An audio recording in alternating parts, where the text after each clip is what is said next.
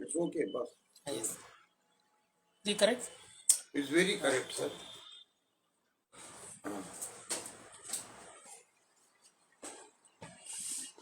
Say in Tamil whatever you want to.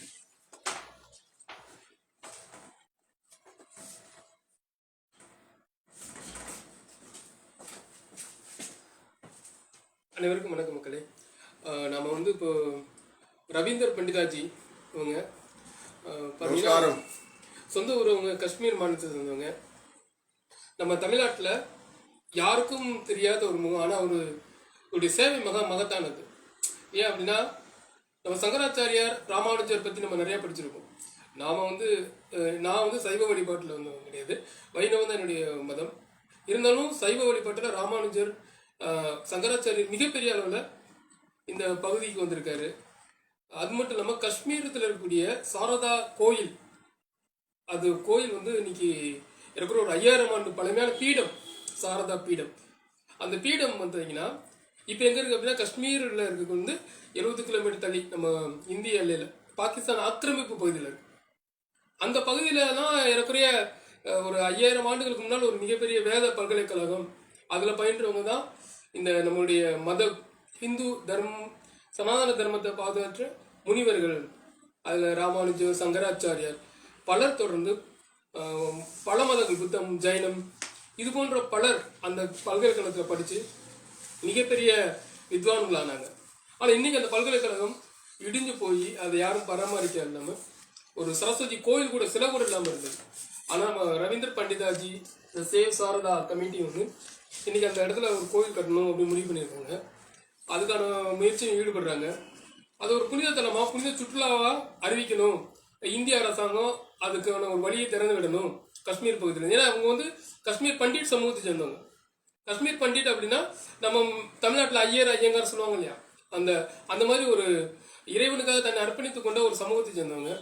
ஆகவே அவங்களுக்கு வந்து இந்த சாரதா வந்து மிகப்பெரிய ஒரு கோயில். அவங்களுடைய பாரம்பரியம் ஞானத்தின் உருவாக தான் சாரதா இருக்காங்க. அப்போ அவங்களுக்கு வந்து அந்த சாரதா கோயிலுங்கிறது ரொம்ப ஒரு முக்கியமான ஒன்று. ஏன்னா அங்கேதான் சமஸ்கிருதம், பல ஹிந்து தர்மங்கள், கலாச்சாரம், தமிழ், பல இலக்கியங்கள் தோன்றியது. பலர் அங்கே பயிற்றுவிக்கப்பட்டாங்க. ஆகவே இவங்க வந்து சமூகத்தில் ஒரு பிராமண பண்டிட் அப்படின்னு சொல்லக்கூடிய சமூகத்தை நமக்கு அறிவித்தவங்க, கல்வி அறிவித்து கொடுத்தவங்க அந்த காஷ்மீரில் இருக்கக்கூடிய பூர்வக்குடி மக்கள். அவங்க காஷ்மீர் ஹிந்துனா அதில் பண்டிட் தான் முக்கியமான பூர்வக்குடி மக்கள். எப்படி நம்ம ஒவ்வொரு ஊருக்கும் ஒரு கலாச்சாரம் இருக்கும், அது மாதிரி இவங்க காஷ்மீர்லேயும் ஒரு கலாச்சாரம் இருக்கு. ஆனால் இவங்க வந்து காஷ்மீர் பண்டிட் வந்து குறிப்பாக சங்கராச்சாரியர் மேலே மிக ஈடுபாடு உண்டாங்க. சங்கராச்சாரியர் தமிழ்நாட்டுக்காரர், தமிழ்நாட்டில் பிறந்த சங்கராச்சாரியரை இவங்க ரொம்ப அதிக அளவில் வழிபாடு பண்ணுறாங்க. சங்கர மடத்துக்கு வருவாங்க. சைவம் சார்ந்த ஒரு வழிபாட்டில் இவங்களுக்கு ஒரு நம்பிக்கை இருக்கிறது. அதுபோல் கிருஷ்ணர் பிறந்த பூமி, வைணவம் சார்ந்ததுலேயும் அவங்களுக்கு மிக நம்பிக்கை இருக்கிறது. இப்போ அவங்க வந்து எப்படி இத்தனை ஆண்டுகளாக காஷ்மீர் மாநிலத்திலேருந்து டெல்லியில் பல பிரச்சனைகள் சந்திச்சு ஒரு கோயில் எழுப்புறதுக்காக ஒரு காஷ்மீரில் இருக்கக்கூடிய கோயில் எழுப்பி அங்கே பாகிஸ்தான் இந்திய அரசாங்கத்தோட ஒத்துழைப்போட ஒரு புனித பயணம், பில்கிரிமேஜ், சாரதா யாத்திரை பயணம் மேற்கொள்ளணுங்கிறதுக்காக அவங்க பல ஆண்டுகளாக முயற்சி செய்து கொண்டிருக்காங்க. இப்போ அரசாங்கத்துடைய கட்டுப்பாடுகளால் என்ன பண்ண முடியல, அந்த புனித பயணம் போவதற்கு பல தடைகள் விதிக்கிறது பாகிஸ்தான் அரசாங்கம் சரி, அது மட்டும் இல்லாமல் இந்திய அரசாங்கம் சரி. அது மாதிரி வெளிநாட்டில் ஒரு ஹிந்துக்கள் கூட அங்கே பாகிஸ்தானில் இருக்கக்கூடிய சாரதா கோயிலுக்கு அனுமதி மறுக்கிறாங்க. காரணம் நீங்கள் ஹிந்து அப்படிங்கிற நேம் இருக்கிறதுனால உங்களுக்கு அனுமதி மறுக்கிறதா சொல்லியிருக்காங்க. இப்போ நாம வந்து இந்தியாக்காரங்களுக்கு அனுமதி மறுக்கிறாங்க. ஆனால் வெளிநாடுல இருக்கக்கூடிய ஹிந்துக்களுக்கு எதுக்காக அனுமதி மறுக்கணும்? அவங்களும் ஹிந்துக்கள் தானே. இப்போ இந்தோனேசியாவில் ஒரு ஹிந்து வந்து சாரதா கோயில் பார்க்க போனால் கூட ஹிந்து பேர் இருந்தால் அவங்களை அனுமதி மறுக்கிறது. இது வந்து உலக சுற்றுலா மற்றும் புனித பயணம் பில்கிரிமேஜுக்கு விதிகளுக்கு அப்பாற்பட்டது. தட்ஸ் ப்ராஹிபிட்டட் ஏரியான்னு உலகத்தில் எதுவுமே கிடையாது. ஸோ இது வந்து உடனடியாக அந்த பாதை, அந்த கோயிலை புனரமைக்கணும் அப்படின்னு அந்த சாரதா கோயிலுக்காக தொடர்ந்து போராடிக்கிட்டு இருக்காங்க. அவங்களுக்கு தான் நம்ம நீங்கள் நேரடியாக சந்திக்க போகிறோம். அதோடு மட்டும் இல்லாமல் நம்ம காஷ்மீர் மாநிலத்தில் எல்லையில் சாரதா கோயில் ஒன்று புதுசாக கட்டி கொண்டிருக்காங்க. இப்போ அங்கே பயங்கரமான பனி பொழிவுனால அந்த கோயிலுடைய பணிகள் இப்போ தற்காலிகமாக நின்றுருக்கு. ஆனால் எப்படி பாகிஸ்தானில் அக்குபைட் காஷ்மீர் நம்ம பூர்வக்குடியில் இருந்த சாரதா கோயில் மாதிரி இப்போ ஒரு கோயில் அவங்க கட்டிட்டு இருக்காங்க. அது பற்றியான பல தகவல்களை உங்களுக்கு நான் வந்து தில்லி தலைநகர்லேருந்து உங்களுக்கு நான் வழங்குறேன். உங்களை எல்லாம் அறிமுகப்படுத்திங்க. नमस्कारम नमस्ते शारदे देवी काश्मीर पुरवासिनी तोहाम प्रार्थे नित्यम विद्याधानम च देहि में Kashmir te Saraswati. When we talk of Kashmira, we talk of Saraswati, the fountainhead of knowledge and wisdom. So all over world people would come to Kashmira and gain knowledge and obtain degrees from Sharda Peeth, which now unfortunately lies in Pak-occupied Kashmir. And we have been trying very hard that Sharda Peeth and its awareness and its civilization should be known to everyone. So my dear friend, Mr. Giri has come over here all the way from Madurai. Namaskaram to all Madurai people. Namaskaram to Meenakshi Devi. He gave me Meenakshi photograph today and I am blessed from all people of Madurai. Jayo. So Sharda Peetham is the seat of learning, basic seat of learning for all Hindus. So from 273 BC King Ashoka period to 750 AD approximately King Lalitaditya period, Hinduism, Sanatan was all overshadowed by Buddhism, and it was Adi Shankaracharya ji called Sankara. He goes from Kaladi in Kerala to Sharda Peetham. Sharda University used to be the oldest university, older than Nalanda and Taxila University that time.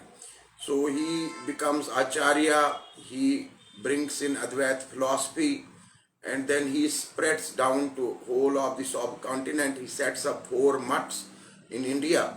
So 4 corners we have 4 mutts, and with 4 Vedas and 4 Guru Shabds. So then this Hinduism takes over. So we should be thankful first of all importance that Hinduism is reborn at Sharda Peeth. Number 2, it is to be a very old university and people would come all over, all Buddhists, all Hindus, they have all gained knowledge and obtained their certificates from Sharda Peeth. So that is the other thing. Then another thing is that Sati's right hand has fallen at this place, and so that's importance. Another importance, and Chandelier, the Rishi, he got darshana of Sharda in the Sharda 1, Sharda forest over here. So that is the primary importance of Sharda Peeth. G என்ன சொல்றாங்க அப்படின்னா, சாரதா கோயில் வந்து தமிழகத்துக்கு ரொம்ப முக்கியமானது. ஏன் அப்படின்னா, நம்ம தமிழ்நாட்டில் தான் ஆதி சங்கராச்சாரியார் காலடியில் பிறந்தார். அவர் தான் சங்கர மடத்தில் ஒரு மிகப்பெரிய ஒரு தன்னை வந்து ஒரு சனாதனியாக அறிவித்து கொண்டு துறவரம் மேற்கொண்டு சாரதா நம்முடைய சாரதா கோயிலுக்காக காஞ்சி மடத்துல இருந்து ஒரு பயணத்தை தொடர்ந்து போனார். அதோட சங்கராச்சாரியாருக்கும் தமிழகத்துக்கும் நெருங்கிய தொடர்பு இருக்கிறது. அவங்க வந்து பயிற்றுவிக்கப்பட்ட அந்த பல்கலைக்கழகம் தான் சாரதா அப்படின்னு ஜி சொல்றாங்க.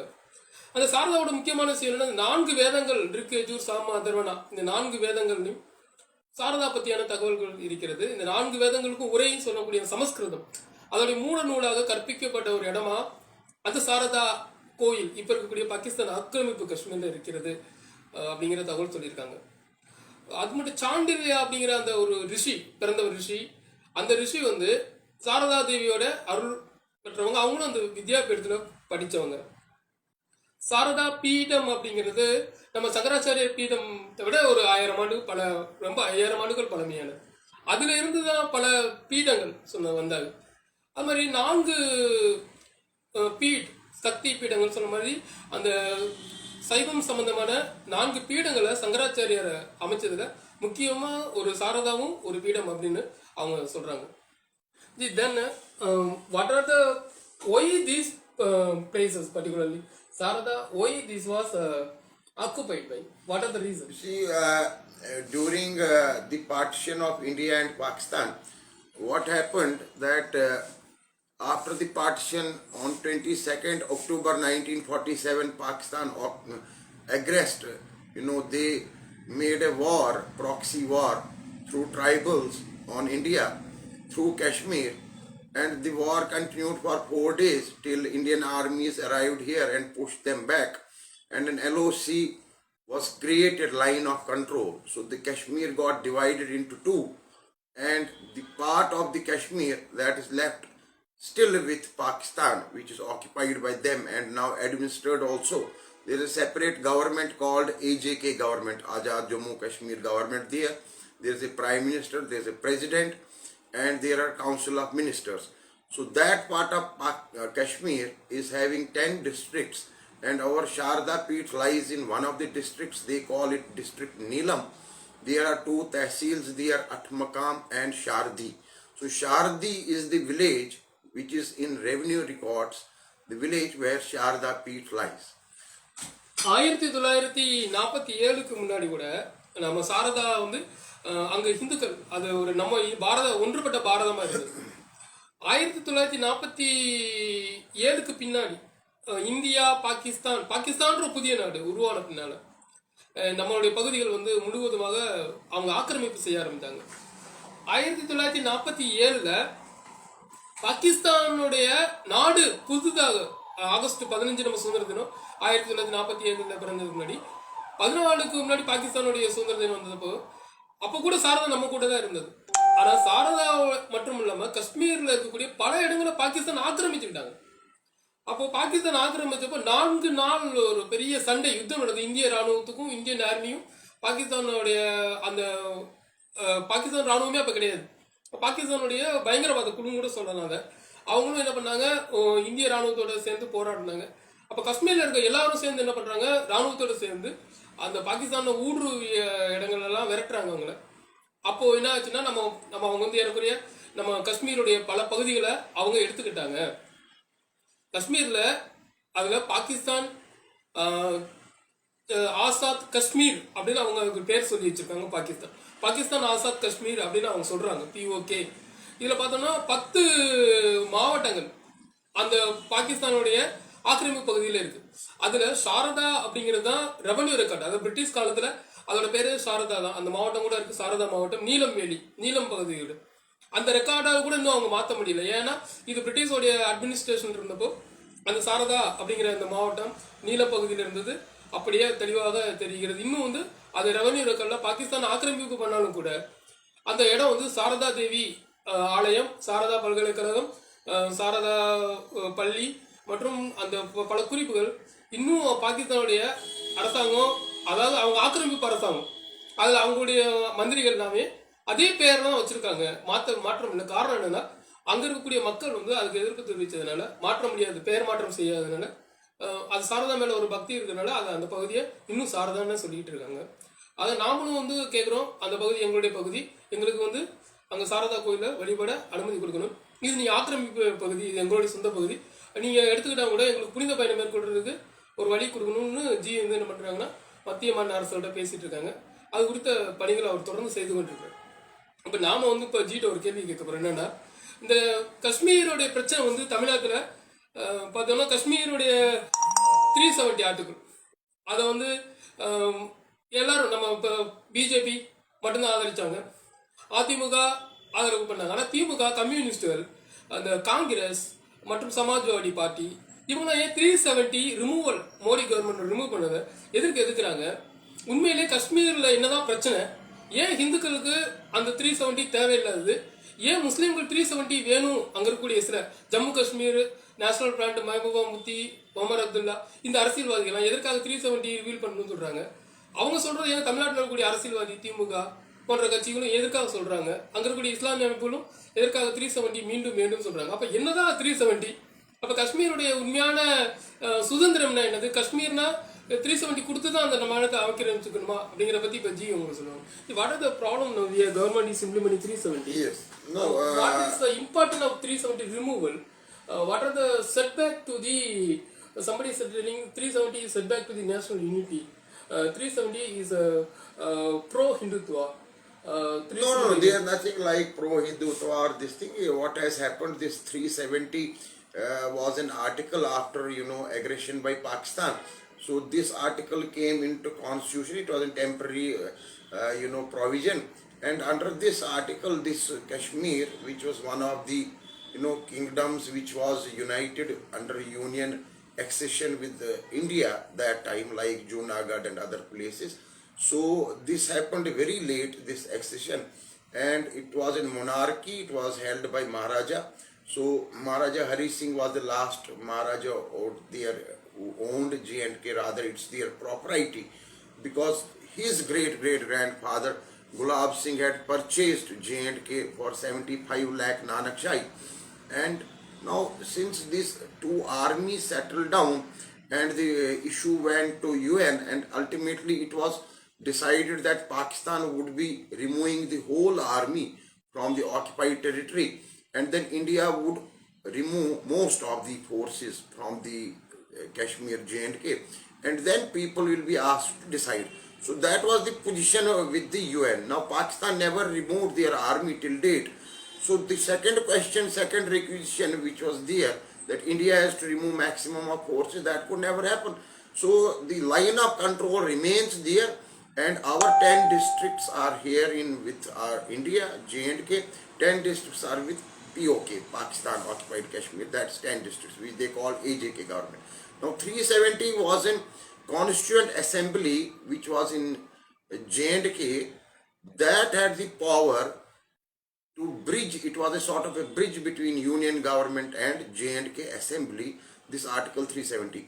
But this ultimately, this Article 370 never got implemented fully. The Prime Ministership of J&K was removed with Indira Gandhi Sheikh Accord in 1975, and then Constituent Assembly went away. There was a proper local assembly which swears by Constitution of India. So there was no question of keeping 370, and along with this 370 there was 35A article which had a lot of ramifications in J&K. There were a lot of difficulties. There were a lot of refugees from POJK who had come.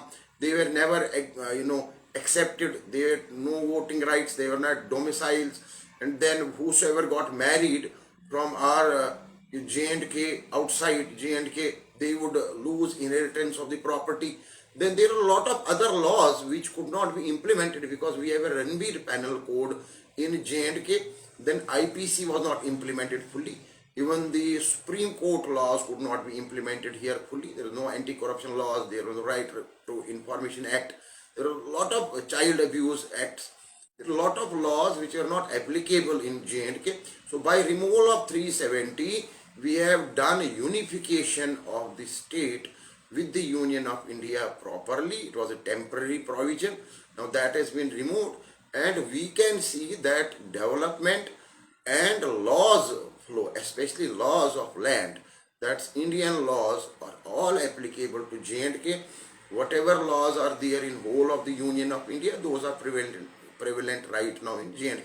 So there is no special status to J&K.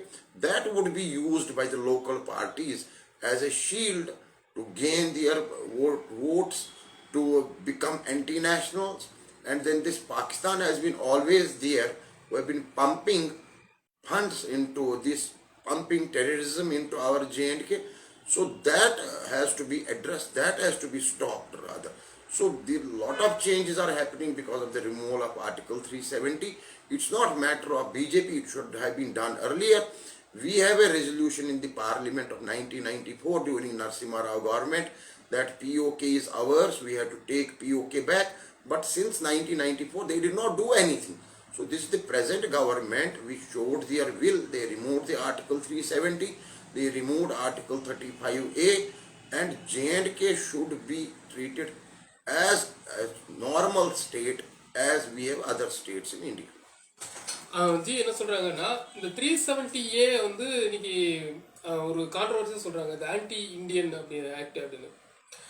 It is bro Hindutva. 370 is removal the bro Hindutva. 370 நீக்கிறது வந்து இந்துத்துவா இந்தியாவை உருவாக்குறாங்க அப்படின்னு காங்கிரஸ் தலைவர் அழகிரியெல்லாம் சொல்கிறாங்க. மற்ற திமுகவும் தான் சொல்கிறாங்க. திராவிட முன்னேற்ற தமிழ்நாட்டுடைய கட்சிகள் வந்து பார்த்தீங்கன்னா, காஷ்மீருடைய பிரச்சனையே எதுக்கு தமிழ்நாட்டு மக்கள் பேசுகிறாங்க, தமிழ்நாட்டு கட்சிகள் எதுக்கு பேசணும். ஆனால் 1960 இந்த இந்திரா காந்தியோடைய ஆட்சியில் இருந்தப்போ 370 மட்டும் கிடையாது, அங்கே பாகிஸ்தானுடைய ஆக்கிரமிக்கப்பட்ட சிலர் தான் அங்கே வந்து பிரதம மந்திரியாக இருந்தாங்க. காஷ்மீருடைய பிரதம மந்திரியாக தனி கொடி, தனி பாராளுமன்ற சட்டமன்ற உறுப்பினர் வச்சு அதை வந்து இந்திரா காந்தி தான் நீக்கினாங்க. காங்கிரஸ் கட்சி தான் அதை நீக்கினாங்க. அதுக்கு பின்னால் வந்து நரசிம்மராவ் காலத்தில் அந்த 370 வந்து நீக்கணும் அப்படின்னு முடிவு பண்ணாங்க. காங்கிரஸ் கட்சி தான் அதுக்கான முயற்சி செஞ்சாங்க. பிஜேபி கவர்மெண்ட் செஞ்சது வந்து இது வந்து சட்டப்பூர்வமாகவும் அரசியல் பூர்வமாகவும் சரியானது. ஏன் அப்படின்னா இது வந்து ஜம்மு காஷ்மீர் அப்படிங்கிறது பாரதத்தோட ஒரு பகுதி, இந்தியாவோட ஒரு பகுதி. அதுல வந்து அதுக்கு ஒரு தனி ஒரு மாநிலமா என்ன 370 கொடுக்கறதுனா என்ன பிரச்சனைகள் வந்தது அப்படின்னா, காஷ்மீர்ல இருக்கக்கூடிய மக்கள் வந்து தங்களுடைய சொந்த வழிபாட்டு உரிமையை அவங்களுக்கு மறுக்கப்பட்டது. அப்புறம் அவங்களுக்கு ஓட்டு உரிமை கூட கொடுக்கப்பட்டது. பாகிஸ்தான் அக்குபர் காஷ்மீர்ல இருந்து வந்த பல அகதிகள் இந்துக்கள் அவங்களுக்கு ஓட்டுரிமை மறுக்கப்பட்டது. அதாவது இந்துக்கள் ஓட்டு போட கூட முடியாது காஷ்மீர்ல, அந்த மாதிரி நிலை இருந்தது. அப்புறம் ஒரு பெண் வந்து வேற ஒரு மாநிலத்தை சேர்ந்தவங்க, அவங்க இந்துவா இருந்தாலும் கூட காஷ்மீர் மாநிலத்தை சேர்ந்த ஒரு பெண் வந்து வேற ஒருத்தவங்களை திருமணம் செய்து கொள்ள முடியும். மேரேஜ் வந்து ரொம்ப ப்ரொடெக்டடா இல்லை, அவங்களுக்கு வந்து ப்ராஹிபிட்டடா இருந்தது, மேரேஜ் பண்ண முடியாது. ஃபண்டிங் பார்த்தீங்கன்னா அவங்களுக்குள்ளே ஃபண்டிங் வச்சுக்கிடுவாங்க, அவங்களுக்குள்ளே முடிவு பண்ணிக்கிறாங்க. அங்கே இந்தியன் பீனல் கோட் அப்படிங்கக்கூடிய ஐபிசி இந்திய சட்டம், இந்திய சிவில் குடியுரிமை சட்டம், இந்திய சட்டமே வந்து காஷ்மீரில் செல்லாது. அவங்க வந்து காஷ்மீருக்கு ஒரு தனி சட்டம் வச்சுக்கிட்டாங்க. அப்போ இந்தியன் கவர்மெண்ட் வேற, காஷ்மீருக்கு கவர்மெண்ட் வேற அப்படிங்கிற ஒரு சூழல் இருந்தது. இது பாகிஸ்தானுக்கு மிகப்பெரிய சாதகமாக இருந்ததுனாலையும் அங்கே இருக்கக்கூடிய மெஹபூபா, ஃபருக் அப்துல்லா, உமர் அப்துல்லா, இதுக்கு முன்னாடி இந்த முஃப்தி, இவங்க எல்லாமே ஒரு ஓட்டு அரசியலுக்காக, இந்த ஓட் பாலிடிக்ஸ்க்காக இந்த 370 வந்து வச்சு அந்த மக்களை தூண்டி கொண்டு இருந்தாங்க. இப்போ வந்து இந்தியாவோட ஒரு பகுதியாக சட்டப்பூர்வமாக இணைக்கப்பட்டது. ஏன்னா இது வந்து யாருமே சொல்ல முடியாது, ஹரிசிங் மகாராஜாவோட பகுதி. காஷ்மீருங்கிறது ஹரிசிங் மகாராஜா தான் சொந்தம். காஷ்மீர் வந்து ஒருங்கிணைத்தது சொல்லி காஷ்மீரை வந்து இந்தியாவோட இணைச்சதே ஹரிசிங் மகாராஜா தான். அவரு தான் காஷ்மீர் மாநிலத்து அரசர். அவர் காஷ்மீர் வந்து யாருக்கும் சொந்தம் கிடையாது, அவரு தான் சொந்தம். அந்த காலத்தில் ராஜாக்கள் ஆட்சி பண்ணப்போ அது அவருடைய கட்டுப்பாட்டில் இருந்தது. அவரு வந்து இந்திய ராணுவத்தோடைய காஷ்மீர் பகுதி இணைச்சாரு. ஆனா இந்த 370 அப்படிங்கிற அந்த ஆர்டிக்கல் வந்து வந்து காங்கிரஸோட நெஹ்ரு அந்த அமைச்சரவையில ஒரு தற்காலிக ப்ரொவிஷன்ஸ், ஒரு டெம்பரவரி ப்ரொவிஷன் 370 கொடுத்தாங்க. காலகட்டத்தில் அது நீக்கப்படணும் அப்படின்னு பலரும் சொல்லியும் கூட நீக்கப்படாம இருந்தது. ஆனா இந்திரா காந்தி முதல்ல அந்த பிரதம மந்திரி, காஷ்மீர் தனி பிரதம மந்திரி, தனி கொடி, இந்த மாதிரி விஷயங்களை காங்கிரஸ் அரசாங்கம் நீக்கியது. அதுக்கு முன்னாடி இந்த நரசிம்மராவுக்கு முயற்சி செஞ்சாரு, ஆனா முடியல. அப்புறம் பிஜேபி கவர்மெண்ட் வந்து இப்போ அங்க காஷ்மீர் மக்களுடைய வாழ்க்கை நிலையையும் அவங்க பெண்களோட வாழ்க்கை நிலையும் கல்வி இந்திய அரசாங்கத்தோடைய தொடர்புகளை ஏற்படுத்தி கொடுக்கவும், இந்திய அரசாங்கத்தோட ஒருங்கிணைந்த ஒரு பகுதி, இந்த integrated part of India, Indian penal code is applicable in Kashmir அப்படிங்கிற ஒரு சட்டத்திற்கு வேறணும். அவங்களும் இந்தியா குடியுரிமையா இருக்கணும், அவங்களும் ஓட்டு போடணும், அவங்களுக்கு இந்தியாவோட எல்லா பெனிஃபிட் கிடைக்கணுங்கிறதுக்காக அந்த 370 நிற்கிறாங்க. இதுல வந்து எங்களுக்கு ரொம்ப சந்தோஷம், இது வந்து உண்மையான இந்தியா, காஷ்மீர் இருக்கிறது இந்தியாவோட இணைந்த பகுதி தான் அப்படின்னு சொல்லியிருக்காங்க. அப்புறம் நாம இப்போ ஒரு கொஸ்டின் அவங்ககிட்ட ஜிட்ட கேட்குறோம். பலர் சொல்லியிருக்காங்க இந்தியாவில் வந்து காஷ்மீரில் வந்து தனிநாடு கேட்குறாங்க சில குழுக்கள். இப்போ புல்வாமாவில் ஒரு அட்டாக் நடந்தது, அது மாதிரி பல எல்லை தாண்டிய பயங்கரவாதம், இதெல்லாம் வந்து எப்படி அங்கே காஷ்மீர் மக்களுடைய வாழ்க்கை நிலையை பாதிக்குது? ஆஸ்பரா அது உண்மையிலே என்ன மாதிரியான சூழல், ஏன் அந்த பயங்கரவாதம் அங்கே வளர்ந்தது? பயங்கரவாதத்தால காஷ்மீர் பண்டிட் குறிப்பா அந்த சமுதாய மக்கள் இருக்கிற 4 லட்சம் பேர் தில்லிகள் வந்து தங்கியிருந்தாங்க. இந்தியாவில் பல பகுதியில் குடிபெயர்ந்து போறாங்க. அமெரிக்கா, இங்கிலாந்து வெளிநாடுகள்லாம் போயிருக்காங்க. ஆனா அங்க இருக்கக்கூடிய இஸ்லாமியர்கள் எந்த நாட்டுக்குமே போல, அங்க அரபு நாட்டுக்கு போல, பாகிஸ்தானுக்கு ஒரு மறைமுகமா தொடர்பு பண்ணி அங்க கூட போறாங்க. ஆனா ஏன் வந்து ஹிந்துக்களுடைய நிலம் மறுக்கப்பட்டிருக்கு? இப்ப ஹிந்துக்கள் காஷ்மீர்ல குடியமர்த்தப்படுறாங்களா? அவங்களுக்கு இன்னும் என்ன மாதிரியான சூழல் வேணும்? அவங்களுடைய தானங்க எப்படி அவங்களை தற்காத்துக் கொள்றது? How the Kashmir Hindus protected, எப்படி தங்களை பாதுகாத்துக் கொள்றது அப்படின்னு. After the 1980 years, that is happening, many Hindus were expelled from this valley. So really, what are they are doing now? How much of people are expelled from the Kashmiri, and many people are they have lost the citizen, then joining with the USA and UK and many part of the nation. But they are really settling now. Government is encouraging them for exodus from these particular places, particular community. If government arranging many things, what are the problem they are facing now? What is the solution to resettlement of the Kashmiri Pandits when they were exoded from the 1970s onwards? You see that this exodus of Kashmiri Pandits problem is very big. This is not the first migration. This is not the first atrocity which has happened on us. Right from the Shah Mir's period, when he started Islam in Kashmir in 13th century, there have been exodus regularly. There has been atrocities on Hindus and the aborigines. The Kashmiri Pandits are the basic fundamental residents of Kashmir Desh. our this year is 5097th year as per our lunar calendar, as per our Panchang. So our civilization, if we go even by the calendar, is 5097 years old. So we were the original inhabitants. Then this Islam came, Buddhism came around, this and that. So this is how we got diminished, and ultimately the 1990 exodus was a result of the Pakistan policies, Pakistan doctrines initiated by ISI, the Operation Tupac of General Ziaul Haq, through which they wanted an Islamization of the state. Now the terrorists they sent in, we had already terrorism here since 1986 through JKLF and other organizations, but the organization they sent in 1990 was purely to terrorize and throw out the Kashmiri Hindus and convert this into an Islamic state. That's how the slogans were that time, and that's how the actions were that time. So we were thrown out in 1990. We were about 5 lakh Kashmiri Pandits, and because of our dint of abilities, because we are an educated community, we had to suffer a lot, but we have just tried our best to stand on our legs, and after 32 years of exile still we are struggling, and we have gained a lot because we have got into mainstream. Otherwise, if we have not come to the mainland, to the Indian states, and now we are, a lot of people are in abroad also and at good positions, but loss of heritage and culture, loss of motherland, that is the biggest thing which we have lost. So Sharda Peeth is one of them. Our Guru was there up to 1948. This pilgrimage is stopped. I come back to the roots. That's our Sharda Peeth.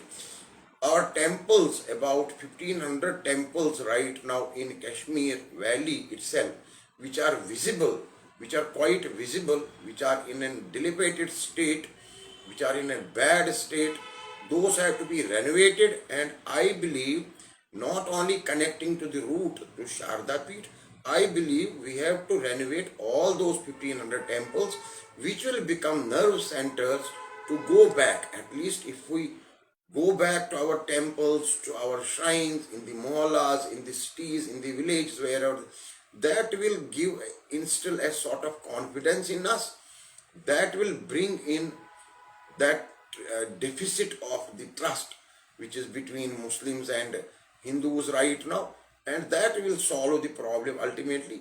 Rest, politically speaking, we have no political empowerment. We are only a minuscule minority. We are about 2% in the whole state, Kashmiri Pandits. We don't have economic empowerment. We don't have social, unless and until our political, social and economic aspects, these empowerments are addressed. I don't think we have much in stake in Kashmir, and we think that our next generation will go there. But generation like me, definitely we had a huge loss because of this 1919 exodus and this genocide. 700 Kashmiri Pandits, innocents, were killed in this, all this, what they call it, a revolution, terrorism. This Hizbul Mujahideen is primarily responsible for Islamization, and that time nobody raised a voice, even not the neighbors, even not the political leaders, even not the social leaders that time. They did not raise any voice. Even nobody raised voice here in India also. I feel I am very blunt in saying nobody supported us directly. But definitely there was a sympathy wave later on. People came to know what has happened, that our own Hindus have become refugees in own India, own land.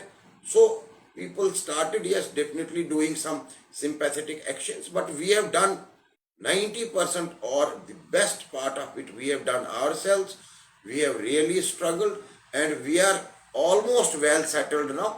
But Kashmir problem is, Kashmir solution is incomplete without Kashmiri Pandits. Even after removal of Article 370, you can't expect Giri to go there.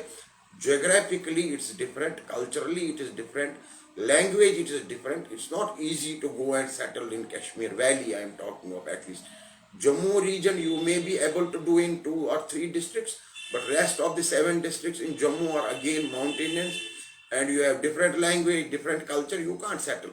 But what government of India is doing presently is that on the government land, if we set up industries, hospitals, aims, or we do some settlement of plotting development, housing developments, so those things without encroaching the land of the locals, without touching their part, we do development, setting up of industries on our government land, and that will give a boost to employment. Lot of people will have an employment, and unemployment, I tell you, is the main reason behind this terrorism also, because once people are unemployed, they get lured, and because of the religion also they get easily brainwashed and they get into terrorism. So right now you will see local boys are the maximum people who are into terrorism, and I don't think this is going to end.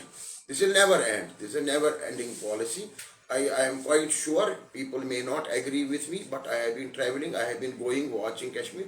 But what we have to do, what government has done rightly, is that these terrorists or these overground workers who are their sympathizers, they are only 10 to 15%. Rest of the 85% people, all Kashmiris are not terrorists.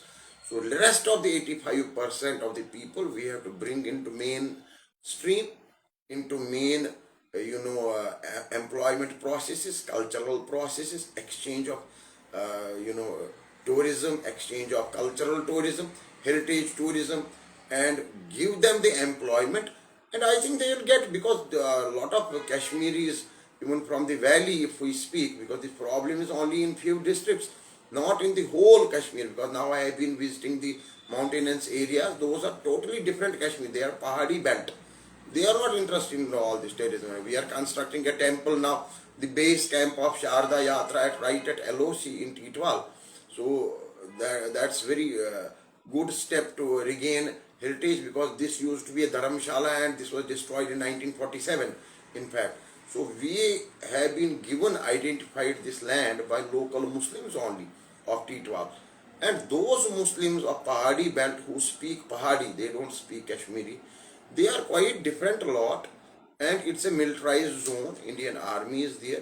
So we have regained foothold on a heritage center, which is very important. It was a base camp of Sharda Yatra. Sharda Yatra would start here from the Titwal Dharamshala and proceed across to Chilhana, which is now in Pak occupied Kashmir area territory, and then it used to proceed ahead. So unless and until we do some confidence building measures, these things cannot be done by force. We have to win the hearts of the people also, and we have to win the part of the Kashmir which they have internationalized, that there are atrocities in Kashmir. There is no atrocity in Kashmir. No Indian force is doing any atrocities on Kashmir. Yes, they are watching. It's only a secured action. For security purposes they are there. But the Kashmiris who are tending to go towards terrorism, they have to be stopped. If those 10 or 15% are into terrorism, let them continue their acts. Our security forces are strong enough to watch them and curb them. But 85% of the population, the rest of the population, should be brought into mainstream. Kashmiri Pandits should be given confidence. Nobody is talking to us. The ruling government should also talk to us. There should be a small apex body to look into our problems and how we can have a safe and dignified return back. Now, whether the return can be to the same houses which have been burnt, which have been looted, which have been taken away in distress sales, because we had to sell our properties that time to settle here in Delhi or rest of the India. So we don't have properties out there. So there could be satellite townships in 3 areas which I have also suggested. There could be a satellite township in Srinagar, one in Anantnag, one in Baramulla. So these were primarily 3 regions, out of which 10 districts have been carved out. So district wise it's not possible, but region wise at these 3 places we can have satellite townships, secured zones, and temple and shrine bill is a very necessary thing, wherein government should try to bring in a sort of a board which should be of the local committees. Government cannot take control of the temples. We should have local temple shrines committees, individual temples, individual shrines. That should be overall under the governor of the state. whenever assembly elections are held, and it should move on like that. அதாவது இந்த காஷ்மீருடைய problems வந்து ஏன் இவ்வளவு தூரம் பிரச்சனையானதுன்னா 13ஆம் நூற்றாண்டு 13th செஞ்சுரியில் Islamic ஒரு இன்வெஸ்டன்ஸ் 13ஆம் நூற்றாண்டுலேயே ஆரம்பிச்சது காஷ்மீர். ஆனால் வந்து பார்த்தோம்னா 13ஆம் நூற்றாண்டுல காஷ்மீருடைய ஆக்கிரமிப்பு கொஞ்சம் கொஞ்சமாக வளர்ந்தது. அதனால அதுக்கு பின்னால் ஏற்பட்ட 1947 ஏற்பட்ட பார்ட்டிஷன், அதில் பாகிஸ்தானுடைய பங்கு அதிகமாக இருந்தது. அதில் பார்த்தோம்னா நம்ம பயங்கரவாதங்கள் தொடர்ந்து வளர ஆரம்பிச்சது.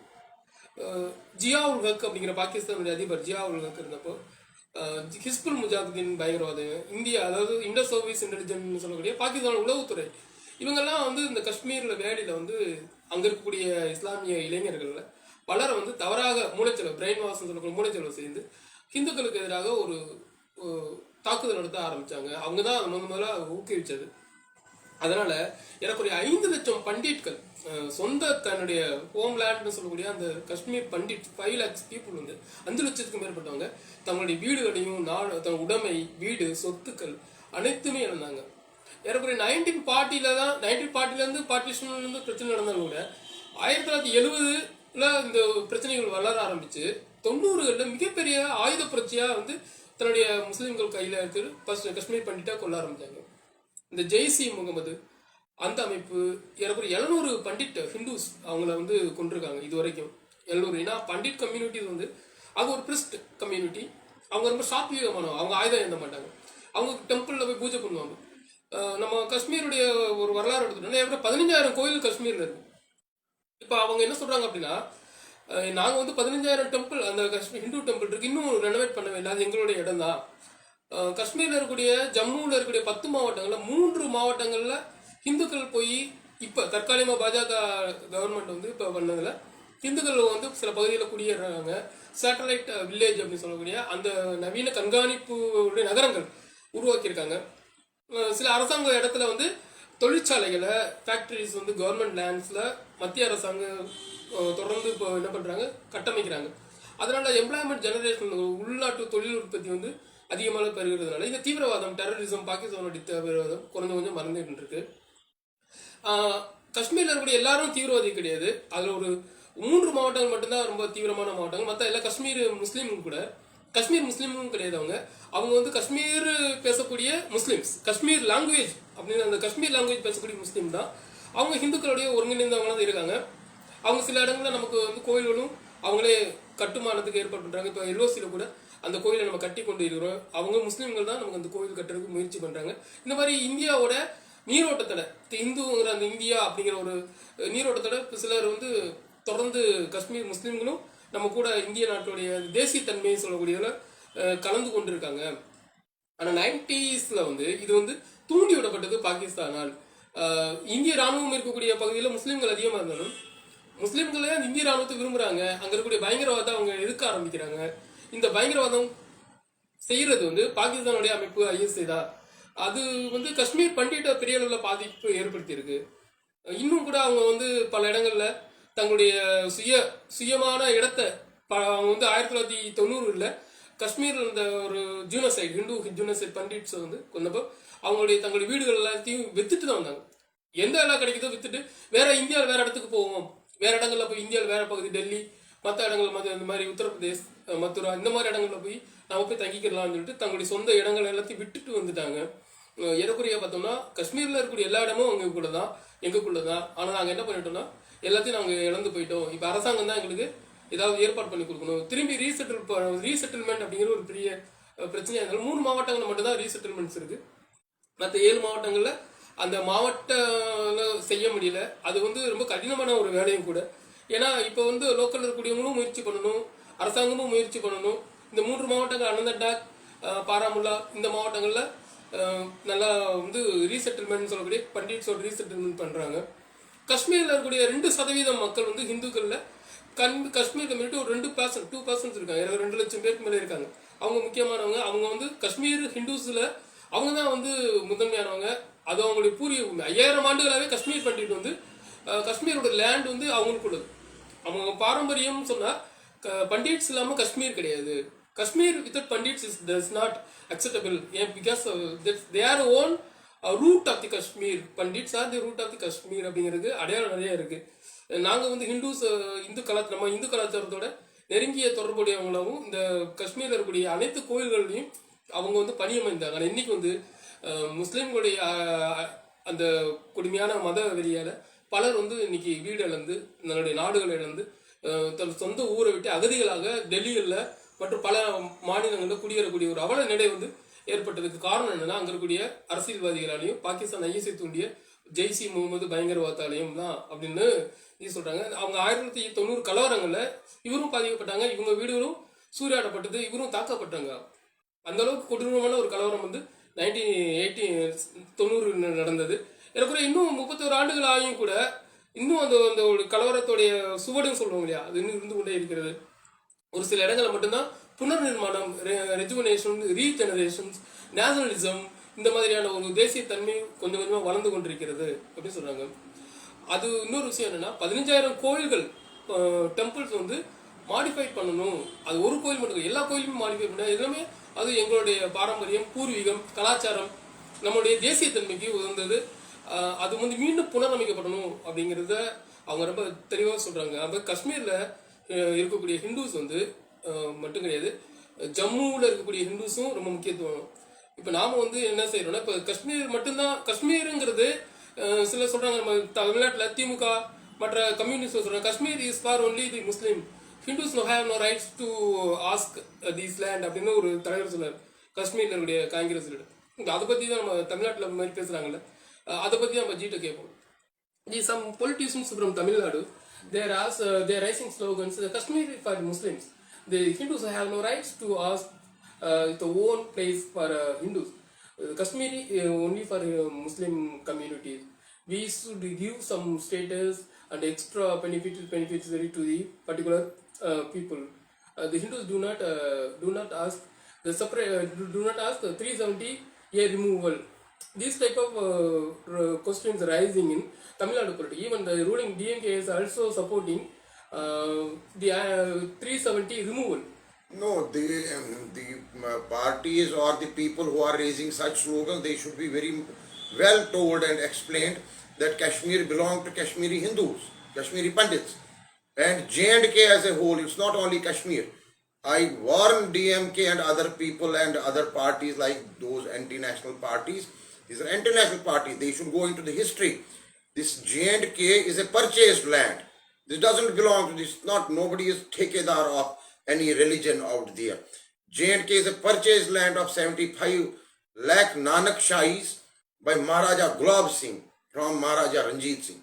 So it's a property which later on because of the partition of India, this part had to go with accession to India, basically with 3 fundamental defense, communications and currency, and ultimately this action became permanent, and then Pakistan became oppressors, and then these Muslim invaders from Persia and Iran, they started invading this because they wanted to destroy the wisdom and the knowledge fountainhead, which is called Kashmir Desh.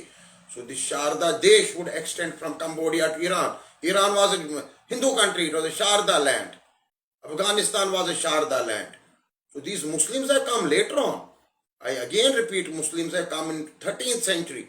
What prior to 13th century? Can anyone from DMK or any other party explain this? They have any explanations? We are into 5097th year. So Kashmiri Hindus are the aborigines. These Muslims, 99% are convertees from the Hindus. They were all forced to get converted, and with oppressions, with invasions, and 6 times we have been forced, 6 times we have gone back. So 6 times, this is 7th exodus, what has happened in 1990. We will go back again. We can't give a special status. There are 17 ethnicities in J&K.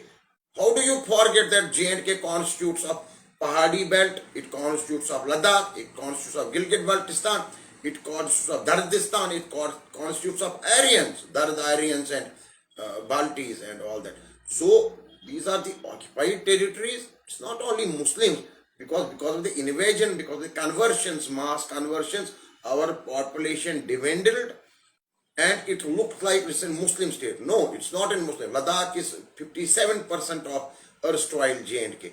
We never concentrated on Ladakh. Did you talk about Ladakhis?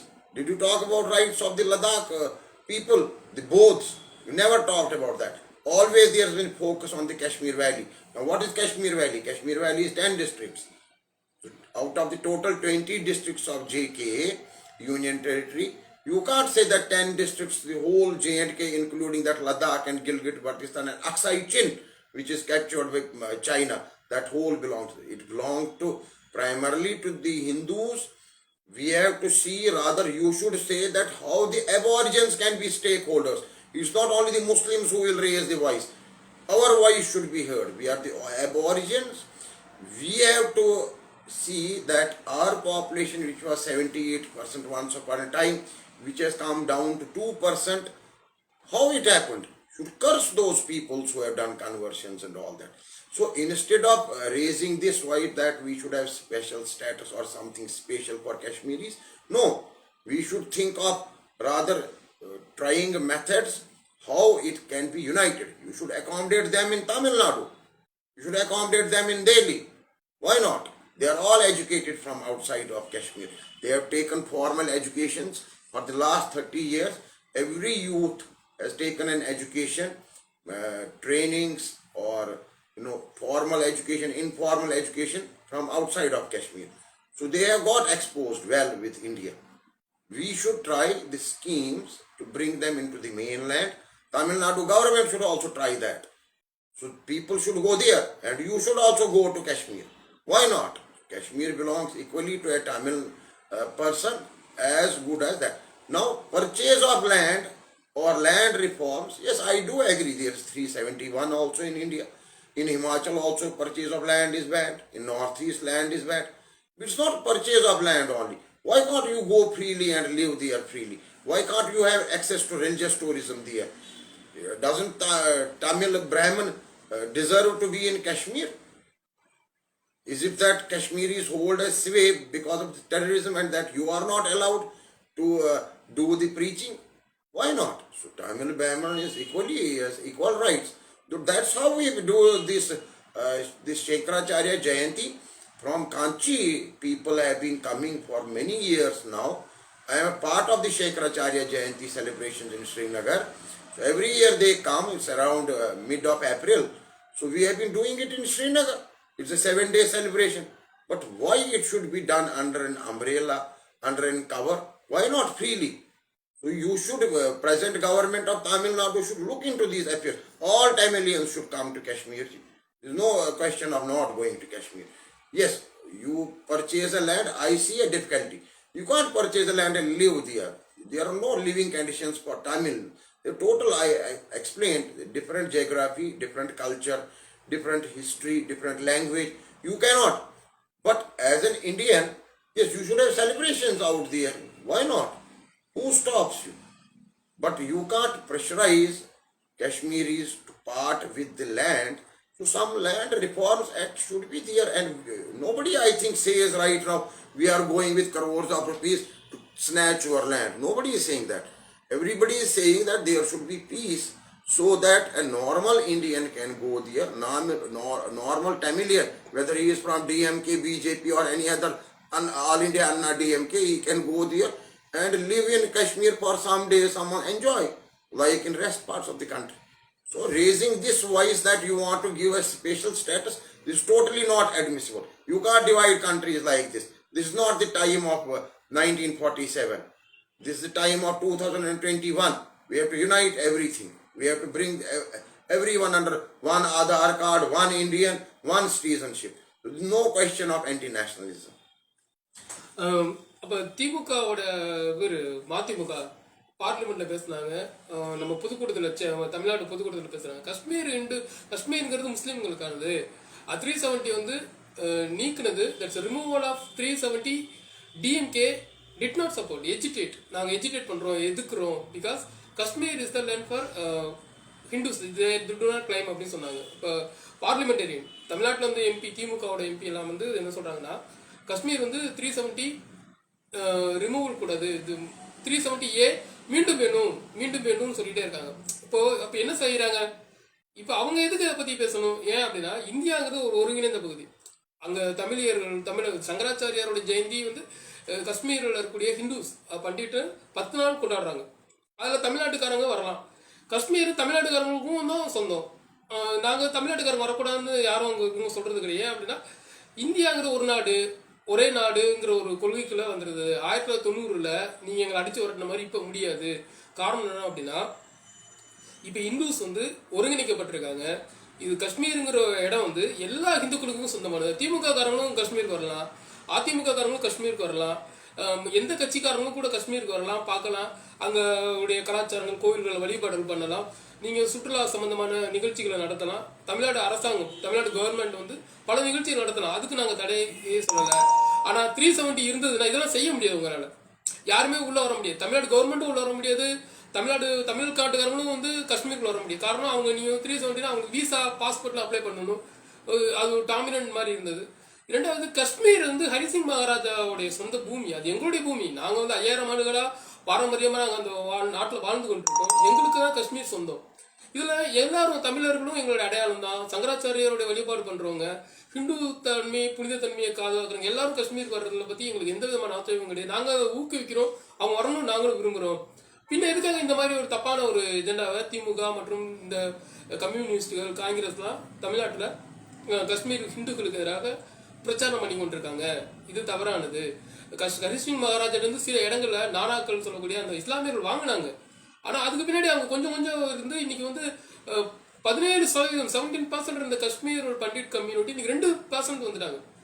இதுக்கு என்ன காரணம்னா அங்க பாகிஸ்தானுடைய அந்த குழுக்கள் செஞ்ச மதமாற்றம், அங்க இருக்கக்கூடிய இது அவங்க செஞ்ச மிகப்பெரிய அக்கிரமங்கள், காஷ்மீர் பண்டிட்டு அங்க ரொம்ப அசாத்தியமா இருக்கக்கூடிய மக்களை துப்பாக்கியால சுட்டு பயமுறுத்தி அவங்கள விரட்டி பலரை வந்து கொன்னு மதமாற்றம் பண்ணி தான் இப்போ அவங்க வந்து இவ்வளவு தூரம் வளர்ந்துருக்காங்க. மொத்தமே ஜம்மு காஷ்மீர்ல வந்து இருக்கக்கூடிய 22 மாவட்டங்கள், அதுல 10 மாவட்டங்கள் காஷ்மீர்ல இருக்கு, ஜம்முல இருக்கு. இது காஷ்மீர்ல வந்து 12 மாவட்டங்கள் தான். லடாக் வந்து மிகப்பெரிய பகுதி. லடாக் 53% லடாக்கோடைய பகுதி. காஷ்மீருடைய ஒருங்கிணைந்த காஷ்மீர்ல 53% லடாக் பகுதி. அதை வந்து யாருமே எதுவுமே சொல்ல முடியாது. சீனா கூட நம்மளுடைய அக்சாய்சின்ற மலையை வந்து ஆக்கிரமிச்சிருக்காங்க. பாகிஸ்தான் நம்மளுடைய பகுதியை ஆக்கிரமிச்சு பாகிஸ்தான் ஆக்குபேட் பண்ணியிருக்காங்க. சைனா ஒரு பக்கம் நம்மளுடைய பகுதியில் ஆக்கிரமிச்சிருக்காங்க. இதுல ஹிந்துஸோட பகுதி, இந்துக்களுக்கு தான் சொந்தம் இந்த இடம். ஆனா இப்போ இது மாதிரி இந்த வந்து காஷ்மீர் ஹிந்துக்களுக்கு சொந்தம் கிடையாதுன்னு சொல்றது ஏன்? காரணம் இவங்க ஓட்டு அரசியல் பண்றாங்க. தமிழ்நாட்டுல இந்த மாதிரியான ஒரு சூழல்லாம் வந்து எதிர்பார்க்கல. தமிழ்நாட்டு மக்களை நாங்க ரொம்ப விரும்புறோம். தமிழ்நாடு எங்களுடைய கலாச்சாரத்தோட இணைஞ்ச மக்கள். நாங்க வந்து மீனாட்சியையும் நாங்க வழிபடுறோம். சாரதா தேவிங்கிறது ஒரு மிகப்பெரிய ஆலயமா வர்றோம். நம்முடைய காஞ்சிபுரத்துல இருக்கக்கூடிய காஞ்சி தேவிய காஞ்சிபுரத்தில் இருக்கக்கூடிய மடம், சங்கர மடம்னா பல ஆண்டுகளாக அங்க நம்மளுடைய தொடர்புகள் இருக்காங்க. அவங்க கூட எங்களுடைய மக்கள் தான் மிக நெருங்கிய தொடர்புல இருக்காங்க. காரணம் என்னன்னா நாங்க வந்து காஷ்மீரை பண்டிட்டா இருந்தாலும் எங்களுடைய தமிழ் கலாச்சாரம் சார்ந்த அந்த வழிபாடுகள் நாங்க வந்து அங்கிருந்து செய்யறது மாதிரி தமிழ்நாட்டு மக்களும் காஷ்மீர்ல வந்து வழிபாடு பண்ணணும்னு நாங்களும் விரும்புறோம். ஆனா இது மாதிரியான மதவெறிய திராவிட முன்னேற்ற கழகம், கம்யூனிஸ்டுகள் 370 ரிமூவல் எஜிடேட் பண்றது, பாராளுமன்றத்தில் அதை பத்தி பேசுறது, பார்லிமெண்ட்ல ரைஸ் பண்றது தவறானது. இது நாங்க வந்து கண்டெம்னேஷன் பண்றோம். தமிழ்நாட்டில இருந்து 39 MPs from DMK, communist and Congress இவங்க வந்து காஷ்மீர் இந்துக்களுக்காக செயல்படுவதை நான் விரும்பல. தயவுசெய்து அவங்களும் வந்து எங்க கூட வந்து சேர்ந்துக்கணும், எங்களுடைய கலாச்சார சம்பந்தமான நிகழ்ச்சிகளை கலந்துக்கணும். அப்படிதான் நாங்க விரும்புறோம். ஆனா நம்ம பார்த்தோம்னா ஒரு MP வந்து போனாங்க, காஷ்மீர் MP சிவகங்கையில இருந்து கார்த்தி சிதம்பரம் போய் ஹசரத் பால் மசூதியில போய் தொழுகை நடத்திட்டு இது காஷ்மீர் வந்து சொல்லியிருந்தாங்க. அது மாதிரி இந்த தமிழ் MP ஒருத்தர் தமிழிச்சி தங்கபாண்டியன் அவங்க ஹசரத் பால் மசூதி போனாங்க. ஆனா ஏன் அவங்க இந்துக்களுடைய கோயில்கள் காஷ்மீர்ல இருக்கக்கூடிய பகுதிகளுக்கு ஏன் வரல? அப்ப எதுக்காக வந்து தமிழ் MP வந்து டிஎம்கே எம்பில வந்து காஷ்மீர் ஹிந்துஸ்க்கு பண்டிட்ஸை வந்து எதுக்காக வந்து சில இஸ்லாமிய குழுக்கள், முஸ்லீம் மிலிட்டன்ட் விங்ஸுக்கு எனக்கு மறைமுகமா சப்போர்ட் பண்றது தேசத்துக்கு துரோகம். இது இந்தியா ஒரே நாடு. 1990 இருந்த மாதிரி கிடையாது. இப்ப 1920 இது வந்து 2021 ஹிந்துஸ் வந்து காஷ்மீர்ல இருந்து கன்னியாகுமரி, ராமேஸ்வரத்துல இருந்து ஒருங்கிணைக்கப்பட்டிருக்காங்க. அங்க இந்துக்கள் காஷ்மீர் இந்துக்கள் பிரச்சனைனா அவங்களுக்கு எல்லா இடத்துலயும் வந்து மிகப்பெரிய ஒரு அதிர்வலை ஏற்படும். அந்த அளவுக்கு நாடு வந்து ஒருங்கிணைக்கப்பட்டிருக்கு. ஒரே ஆதார், ஒன் ரேஷன், ஒன் சிஸ்டம்னு மிகப்பெரிய அளவில் ஒரு எழுச்சி ஏற்பட்டிருக்குது. அதனால இனிமே நீங்க இந்த பழைய விஷயங்களை மாதிரி செய்ய முடியாது. காஷ்மீர் ஹிந்துக்களுக்கு தான் சொந்தம், இந்துக்களுக்கு மட்டுமே சொந்தம். சீனா ஆக்கிரமிச்சது அக்சசன் ஹிந்துக்களுக்கு சொந்தம். பாகிஸ்தான் ஆக்கிரமிப்பில் இருக்கக்கூடிய சாரதா தேவி, காஷ்மீருடைய லேண்டே சாரதா தேவிக்கு தான் சொந்தம், அதுவும் சாரதா தேவிக்கு தான் சொந்தம், அந்த இடமும் எங்களுக்கு தான் சொந்தம் அப்படின்னு சொல்றாங்க. அப்போ இப்போ வந்து இது மாதிரி விஷயங்கள் இப்போ போன மீட்டிங்ல கூட வைகோ பேசினாரு, காஷ்மீர் வந்து ஒன்லி ஃபார் முஸ்லிம்ஸ் அப்படின்னு பேசியிருக்காங்க. அது மாதிரி எம்பியில் நிறைய பேர் ஹசரத்பால் மசூதிக்கு போயிருக்காங்க. இப்போ இது ஒரு விஷயமா நடந்திருக்கு. ஆனால் நம்ம எதிர்ப்பு தெரிவிக்கிறோம். 370 வந்து ரிமூவ் பண்ணது நமக்கு நல்லது. ஆனால் 370 மீண்டும் வேண்டும்னு ஏன் கேட்குறது? இது இந்துக்களுக்கு எதிரான நம்ம அங்கே இருக்கக்கூடிய காஷ்மீர் மக்களை திமுக மறைமுகமாக எதிர்க்கிறதா? அப்போ காஷ்மீர் மக்கள் வந்து ஹிந்துக்கள் தானே, தமிழ்நாட்டு மக்கள் உணர்வு. தமிழ் பேசுகிற ஹிந்துஸ் ஏன் காஷ்மீர் ஹிந்துஸ்க்கு சப்போர்ட் பண்ணாம திமுக வந்து இஸ்லாமிய குழுக்களுக்கு சப்போர்ட் பண்ணுது? மெஹபூபா முஃப்தியோடைய குரலுக்கு ஏன் செவி சாக்கியது? அப்துல்லாக்களுடைய வாய்க்கு ஏன் செவி சாக்கு? சமாஜ்வாடி அகிலேஷ் யாதவ் நம்ம சொல்றது மாதிரி ஏன் பேசுறாங்க? மம்தா பானர்ஜி வந்து சப்போர்ட் பண்ற மாதிரி ஏன் சொல்றாங்க? அவங்க எல்லாம் வந்து காஷ்மீரை பத்தி ஏன் பேசணும்? அவங்களுக்கும் காஷ்மீருக்கு என்ன சம்பந்தம் இருக்கு? அவங்க ஏதாவது ஒரு சின்ன ஒரு காஷ்மீர் ஹிந்துவோடைய இதுல அவங்க கலந்துக்கிட்டாங்களா? கிடையாது. ஆனா எதற்காக வந்து தொடர்ந்து இந்த மாதிரி பேசுறாங்க? இது வன்மையாக கண்டிக்கத்தக்கது. நாங்க வந்து இது எதிர்க்கிறோம். Kashmir only for Hindus, even Tamil Hindus அப்படிங்கிற தமிழ் இந்துக்களும் காஷ்மீருக்கு வரணும் அப்படிங்கிறது தான் எங்களுடைய நிலைப்பாடு. நாங்கள் வந்து சங்கராச்சாரியார், ராமானுஜர் இவங்களோட வழிபாடுகளை தமிழ்நாடுல இருந்தாலும் நாங்கள் தொடர்ந்து செஞ்சுக்கிட்டு இருக்கோம். தமிழ்நாட்டு மக்கள் அதை கலந்துக்கணும் அப்படின்னு சொல்லியிருக்காங்க. இப்போ நாம வந்து ஒரு விஷயம் சொல்கிறோம், கலவரங்கள் நடந்து பல இந்துக்கள் வெளியே வந்துட்டாங்க. இப்போ அதுக்கான ஏற்பாடு நடந்துட்டு இருக்கு. காஷ்மீருடைய நிரந்தரமான தீர்வு என்ன? அந்த புனித சாரதா கோயில் வந்து எப்போ வந்து மறுபடியும் புனரமைக்கப்படும்? இப்போ ஒரு கோயில் கட்டிட்டு இருக்காங்க. இது வந்து திரும்பி ரிட்டர்ன் டு தர்மா அப்படிங்கிற மாதிரி. நம்ம மாதிரி சீனாவோட ஆக்கிரமிப்புல இருக்கக்கூடிய காஷ்மீர், நம்மளுடைய அக்சர் சிங், கைலாஷ், இந்த பக்கம் சாரதா தேவி, பாகிஸ்தான் ஆக்கிரமிப்பு காஷ்மீர் இருக்கு. அப்புறம் மட்டும் கில்டிஸ்தான், பல்டிஸ்தான், ஈரான், ஆப்கானிஸ்தான் எல்லாமே ஹிந்துக்களுடைய இடம் தான். இங்கேயும் எங்களுடைய ஹிந்துக்கள் தான் இருந்தாங்க. நாங்கள் இங்க இந்த சாரதா பீடத்தில் படிச்சுட்டு போய் தான் அந்த ஆப்கானிஸ்தான்ல மிகப்பெரிய பீடமா இருந்தது. எங்களுடைய அகண்ட பாரதம்ங்கிறது மிகப்பெரிய நாடு. இது எல்லாமே எங்களுக்கு சொந்தம். ஆனா இன்னைக்கு வந்து முஸ்லீம்கள் பலர் ஆக்கிரமிப்பு பண்ணதுனால அதை அவங்க ஆக்கிரமிச்சுட்டாங்க. இப்ப நாங்க குறுகிய மறுபடியும் என்ன பண்றோம்? எங்க காஷ்மீரையும் அவங்க ஆக்கிரமிக்கிறாங்க. இது எங்களால் ஏத்துக்க முடியாது. ஆப்கானிஸ்தான் போனது மாதிரி பல்டிஸ்தான், பாகிஸ்தான், சிந்து, அங்க இருக்கக்கூடிய பாகிஸ்தான் பகுதியில் இருக்கக்கூடிய பல பகுதி, கில்டிஸ்தான், பல்டிஸ்தான், அது மட்டும் இல்லாம பிஓகே எங்களுடைய ஆசாத் காஷ்மீர், இதெல்லாம் நாங்க விட்டுற மாதிரி இந்த நான் காஷ்மீர் விட மாட்டோம். காஷ்மீர் வந்து எங்களுக்கு தான் சொந்தம். இனிமே இந்தியாவும் சரி யாரும் எங்க பெரிய பண்ணாலும் நாங்க வந்து அதுக்கு கடுமையான எதிர்ப்புகளை கொடுப்போம். தவறான பிரச்சாரங்களை பண்ற திராவிட முன்னேற்ற கழக மெம்பர் ஆஃப் பார்லிமெண்டேரியன்ஸ் அவங்க தில்லியில தான் இருக்காங்க. இது தொடர்ந்து அவங்க பேசுறாங்க. நாங்க வந்து அவங்களுக்கு கடுமையான எதிர்ப்புகளை கொடுப்போம் அப்படிங்கிறத ஜி சொல்றாங்க. அதனால திமுக எம்பி வந்து பார்லிமெண்ட்ல காஷ்மீரை பத்தி பேசுனாங்கன்னா நம்ம வந்து எதிர்ப்பு கொடுக்கணும். டெல்லியிலும் நம்ம தமிழர்கள் சேர்ந்து எதிர்ப்பு கொடுக்கணும். அதுக்கும் அவங்க வந்து நம்மளை வந்து சொல்றாங்க. நீங்களும் தமிழர்கள் ஹிந்துக்கள், காஷ்மீர் ஹிந்துக்கள், எங்களுக்குள்ள ஒரு கலாச்சாரம் புரிந்துணர்வு ஒப்பந்தம் இருக்கும் பொழுது எதற்காக திமுக, கம்யூனிஸ்ட், காங்கிரஸ் எம்பிக்கள் எல்லாமே காஷ்மீர் வந்து முஸ்லீம்களுக்கு தான் சொந்தம்னு 370 ரிமூவலை பத்தி எதுக்காக எதுக்குறாங்க அப்படின்னு ஜிக்கு நிறைய கேள்வி கேட்குறாங்க. அவங்க திமுக எம்பியும் எங்க ஊருக்கு வரணும், எங்க கோயிலுக்கு வரணும், அவங்கள வந்து வழிபாடு பண்ணணும், அவங்களும் ஹிந்து கலாச்சாரத்தோட பத்தியான தன்மைகளை புரிஞ்சு கொள்ளணும், தேசிய நீரோட்டத்தில் இணைஞ்சு கொள்ளணும். அவங்க ஒரு பார்லிமெண்டரியனா இருக்காங்க, இந்த மாதிரி பேசக்கூடாது அப்படிங்கிறத கன்ஃபர்மேஷன் பண்ணியிருக்காங்க. இப்போ அதான் அந்த மாதிரி கேள்வி கேட்க போகிறோம். DMK more then in our Tamil Nadu 39 MPs from elected MPs, but their main propaganda is that they are anti-Hindus. They are only supporting for Mehbooba voice, Mehbooba Mufti. Somebody are worshipping Asrat Balmas, Tamil Nadu MP, Hindus. They are worshipping Asrat Balmas, but they did not visit any Hindu temple. This type of secularism, this is one of the political trend. But they doesn't know about anything Kashmir. Why Tamil Nadu MP visited in Asrat Balmas? Why they did not visited another place? These are the political compulsions. They do opposition just for the sake of opposition. They don't have any real points to beat the present government. Although I am not a BJP member or any Congress member or any PDP member or any DMK member, but what I see, so far as the national issues are concerned, so national issues should be addressed on one page.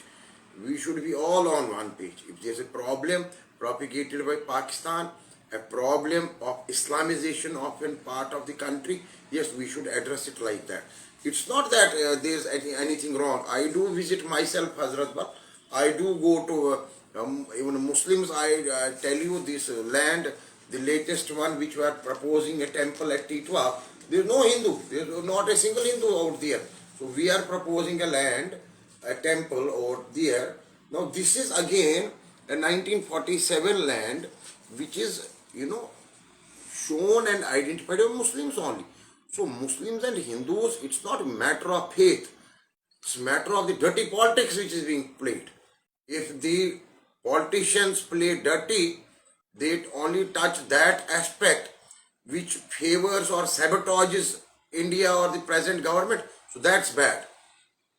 How he can go to Hazratbal, how he cannot watch the other activities of what has happened in the genocide of Kashmiri Pandits? He should equally see that. Shouldn't he see that there are international activities happening there? Those DMK people should raise voice against that. Yes, some BJP policies may not be suiting DMK. Definitely those should be raised. That is the politics, that is the democracy, that is the sweetness of Indian democracy. Here anybody can speak anything, freedom of speech. But you can't speak nonsense. Now, freedom of speech does not mean you keep on speaking nonsense and raising nonsense voices and, actions should look like nonsense. Actions should be proper political. DMK has been a very old party. So has been a national conference out there in Kashmir. So has been the PDP. Nothing wrong with it. They have their own political ideology. They were not like BJP. But talking on Islamization, talking on Pakistan terms and playing to the tunes of an enemy nation or indirectly helping that. So that should be avoided. So that's not done.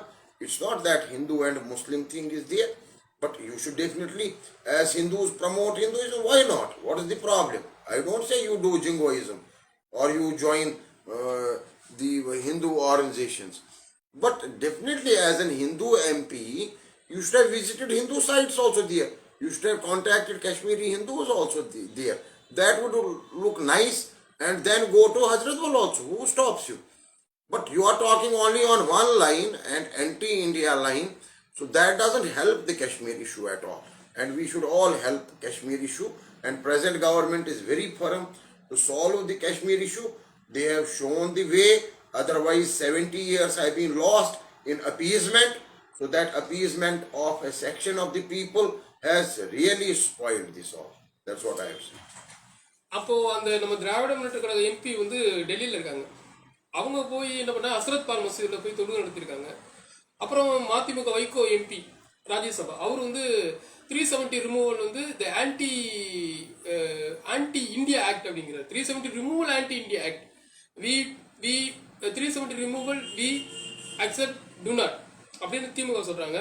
DMK MP போய் ஹஸ்ரத் பால் மசூதிக்கு போய் தொழுகை நடத்துறாங்க. இப்போ அவங்க வந்து ஒரு ஜனநாயக பூர்வம் ஒரு இந்து மதத்தில் உள்ளவங்க ஒரு elected MP that's represented by Hindus. ஏன்னா அவங்க இந்துக்கள் ஓட்டு போட்டு தான் எம்பியா இருக்காங்க. அவங்க ஹஸ்ரத் பால் மசூதிக்கு போகிறத பற்றி எனக்கு தனிப்பட்ட முறையில் எந்த பிரச்சனையும் கிடையாது. ஆனால் நீங்கள் ஏன் வந்து ஹிந்துக்களுடைய கோயில்களுக்கு நீங்கள் போக மறுக்கிறீங்க? நீங்கள் வந்து திராவிட முன்னேற்ற கழகத்தை சேர்ந்தவங்களுக்கு ஹிந்துக்களாக இருக்கீங்க இல்லையா? அப்போ ஹிந்துக்களும் ஹிந்து கோயில்களும் அந்த இடத்துல மிக பழமையான பல 1000 ஆண்டுகளாக கோயில்கள் இருக்கிறது, பல இடிக்கப்பட்டிருக்கின்றன. அதை பற்றி நீங்கள் மக்களுக்கு எடுத்து சொல்லாமல் மறைக்கிறீங்க. ஒரு குறிப்பிட்ட மத இடத்துக்கு மட்டும் போய் அந்த அந்த குறிப்பிட்ட ஹஸ்ரத் பால் மசூதிக்கு மட்டும் போய் அவங்களுடைய இடம் அப்படின்னு சொல்றது இது வந்து தேசிய தன்மைக்கு விரோதமானது. நான் வந்து பொதுவாக ஒரு காஷ்மீர் பண்டிட். நான் வந்து பிஜேபியிலையோ காங்கிரஸ்லையோ கம்யூனிஸ்ட் எந்த கட்சியும் ஆதரவு கிடையாது. நான் ஒரு காஷ்மீர் இந்துத்துவத்து மேலேயும் கோயில்களையும் சாரதா தேவி மேலே எனக்கு ஒரு மிகப்பெரிய நம்பிக்கை இருக்கு. ஆனால் திராவிட முன்னேற்ற கழகத்தில் உள்ளவங்களும் இந்துக்கள் தான். அவங்களும் வந்து இந்துக்கள் கோயிலில் அடையாளப்படுத்தப்பட்ட பகுதிகளை போய் பார்க்கணும். ஒரு குறிப்பிட்ட ஒரு மசூதிக்கு மட்டும் போய் ஹஸ்ரத் பாலுக்கு மட்டும் போய் அது வந்து அவங்களுடைய இடம்னு சொல்றது ஏற்றுக்கொள்ளக்கூடிய முடியாது அல்ல அப்படின்னு சொல்றாங்க. இது பார்த்தோம்னா இப்போ வந்து இப்போ கட்டப்படக்கூடிய கோயில் எங்கன்னா நம்மளுடைய எல்ஓசி லைன் ஆஃப் கண்ட்ரோல தீட்வால இந்த கோயில் இப்போ கட்டப்பட்டிருக்கு. இதுக்கான ப்ளூ பிரிண்ட் இந்த கோயில். இதுல பார்த்து நிறைய முஸ்லீம்கள் இருக்காங்க. அவங்களும் வந்து இந்த கோயிலுக்காக இடமெல்லாம் கொடுத்துருக்காங்க. அப்போ இந்த மாதிரி இடங்கள்லாம் ஏன் வந்து தமிழ்நாடு எம்பி எல்லாம் வந்து பார்க்க மாட்டேங்கிறாங்க? அவங்களும் தமிழ்நாட்டு சங்கராச்சாரியார் மற்றும் இந்த பன்மையான கோயில்கள் மேல நம்பிக்கை உள்ளவங்க தானே. அவங்க எதுக்கு இந்த பத்தியான தகவல்களை அந்த எம்பின்னு சொல்றவங்க பார்க்காம இருக்கிறது டெமோக்ராசியில ஏற்றுக்கொள்ளக்கூடியது அல்ல. அவங்க மெகுவா முக்கியோட இதாக இருக்கலாம் அல்லது நேஷனல் கான்ஃபரன்ஸோட இதாக இருக்கலாம், அவங்க எந்த கட்சியை சேர்ந்தவங்களாம் இருக்கலாம். ஆனால் தவறான தகவல் மிஸ்இன்ஃபர்மேஷன் அது வந்து காஷ்மீர் ஹிந்துஸை பற்றியான ஒரு தவறான தகவல்களை பரப்புறது கடுமையான கண்டனத்துக்குரியது. 370ங்கிறது எங்களுக்கு நாட்டுக்கு நல்ல விஷயம், அது ஒட்டுமொத்த இந்தியாவுக்கு நல்ல நல்ல விஷயம். இந்தியாவோடைய எம்பியா இருக்கிற நீங்க ஒரு குறிப்பிட்ட ஒரு ஒரு ஹசரத்பால் மசூதிக்கு போயோ அல்லது ஒரு பாகிஸ்தானுக்கு ஆதரவான குரல்கள் எழுப்புறது உங்க ஒரு பாராளுமன்ற உறுப்பினராக ஏற்றுக்கொள்ள முடியாது அப்படின்னு சொல்லியிருக்காங்க. அது நல்லா கண்டனம் கொடுத்துருக்காங்க, கடுமையான கண்டனம் கொடுத்துருக்காங்க. இது திராவிட முன்னேற்ற கழக எம்பிங்க டெல்லியில தான் இருக்காங்க, அவங்களுக்கு இதை பத்தி புரிஞ்சிருக்கும்னு நினைக்கிறேன். இப்போ நம்ம வந்து இப்போ ஃபைனலாக ஜிகிட்ட ஒரு முக்கியமான விஷயங்களை பற்றி பேச போகிறோம். என்னன்னா, நம்ம காஷ்மீருடைய ஒரு 5000 ஆண்டுகள ஒரு பீடம் அழிஞ்சு போயிருக்கு. அது புனரமைக்க இருக்கிற இட சோறுகள் மட்டுமே இருக்கு. அந்த வந்து மீண்டும் நம்ம புனரமைக்கிறோம். இப்போ இது தீபாவளி இந்த பகுதியில் இந்த கோயில் கட்டுமானம் நடந்து கொண்டிருக்கு. இப்போ அது மாதிரி உண்மையான சாரதா கோயிலுக்கு என்ன வழி இருக்கு, இப்போ எப்படி போறதுக்கு என்ன ஏற்பாடு இருக்கு? ஒருவேளை பாகிஸ்தான் அக்குபை காஷ்மீர்ல இருந்த அந்த பகுதிகள்லாம் இன்னைக்கு வந்து நம்ம கையை விட்டு போயிருச்சு. மீண்டும் அதை நம்ம பிடிக்கிறது அரசியல் ராணுவ ரீதியான நடவடிக்கைகள், அரசாங்கங்கள் மாறலாம் கூட கலாச்சாரம்ங்கிறது மாறவே மாறாது. 5000 ஆண்டுகளாக இருக்கக்கூடிய அந்த சாரதா தேவி புனரமைக்கப்படாம உலகத்துக்கு ஞானத்தை, அந்த நாலேஜ் ஆஃப் காட் சரஸ்வதி அப்படின்னு சொல்லக்கூடிய அந்த பீடம் வந்து ரொம்ப மோசமான நிலைமைக்கு போய் கொண்டிருக்கு, அழிந்து போயிருக்கு. ஆனா அதுக்கு பின்னால் வந்த பல மதங்கள், ஜைனிசம் வந்தது, புத்திசம் வந்து நீ உலகம் ஃபுல்லா பரவிருச்சு. அவங்கெல்லாம் வந்து பல இடங்கள்ல வளர்ந்து கொண்டிருக்காங்க. இஸ்லாமியம் நிறைய இடத்துல வந்திருக்கு.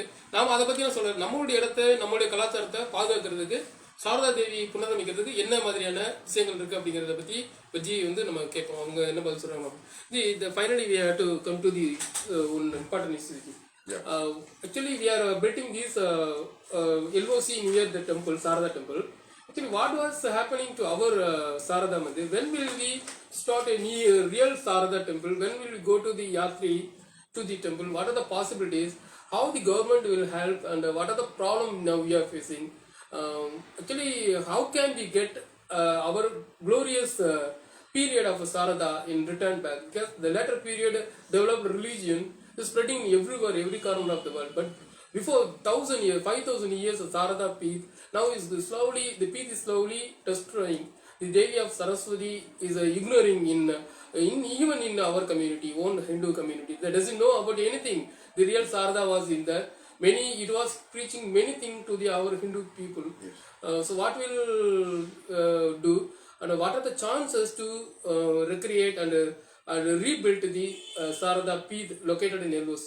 Yes, you see, this is a very old subject and a very lengthy subject, but I'll cut it short. All acharyas that have been in the ancient times, which have come the mainland India, they have got their acharya degree from Sharda Peeth.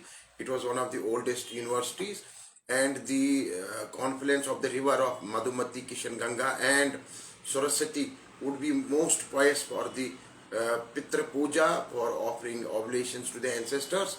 So we have forgotten the roots. That's the most unfortunate part of it, because since 1948 there has been no yatra. We have at the Save Sharda Committee Kashmir registered raised this voice now, because we did raise this voice earlier 2 decades back, but it was restricted only to our part of the Kashmir. Now we thought in 2015 that voice should be raised from across LOC also. We have a civil society of 150 members led by Rais Muhammad there. So they laid flowers on Sharda Peeth in 2016 November. Then in March 2017 we sent the photograph of Sharda Mai. They installed it there.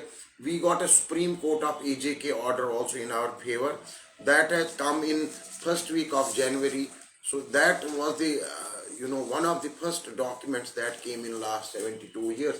So that Supreme Court order has paved a way that this is for the preservation of Sharda Peeth over there. And later I contacted the department who is looking after this Sharda Peeth over there, which is in ruins right now. So this is the DG archaeology order which covers it all. And then we have about 37 minority shrines, temples and shrines and gurdwaras in POK. So those all have been covered under with our effort under this. Now the government of India and government of Pakistan, we have a mechanism of LOC permit. This is primarily meant for the divided families because of creation of LOC in 1947. So both the countries in 2004 and 5 agreed that they should be allowed to meet their relatives across LOC. So between ministries, external affairs ministries of both the countries, a document is there where people from this side of Kashmir can cross LOC and visit their relatives across. and so is the people from POK can come to our Kashmir and visit their relatives. But the limitation is that there should be a relative. So I have raised my voice, my committee has raised the voice that there should be an amendment in the present laws of LOC permit and travel and trade. That amendment should be, we should include pilgrimages also. I don't have a relative across, there is not a single Hindu in POK in all the 10 districts. So we should bring in an amendment. So I have taken up the matter with Government of Pakistan, Government of AJK and Government of Pakistan as well. I met this year twice Pakistani ambassador in New Delhi, Aftab Hassan Khan. I have presented the memorandum. Way forward is that we have not attended this problem since 1948 because 1948 was the last yatra.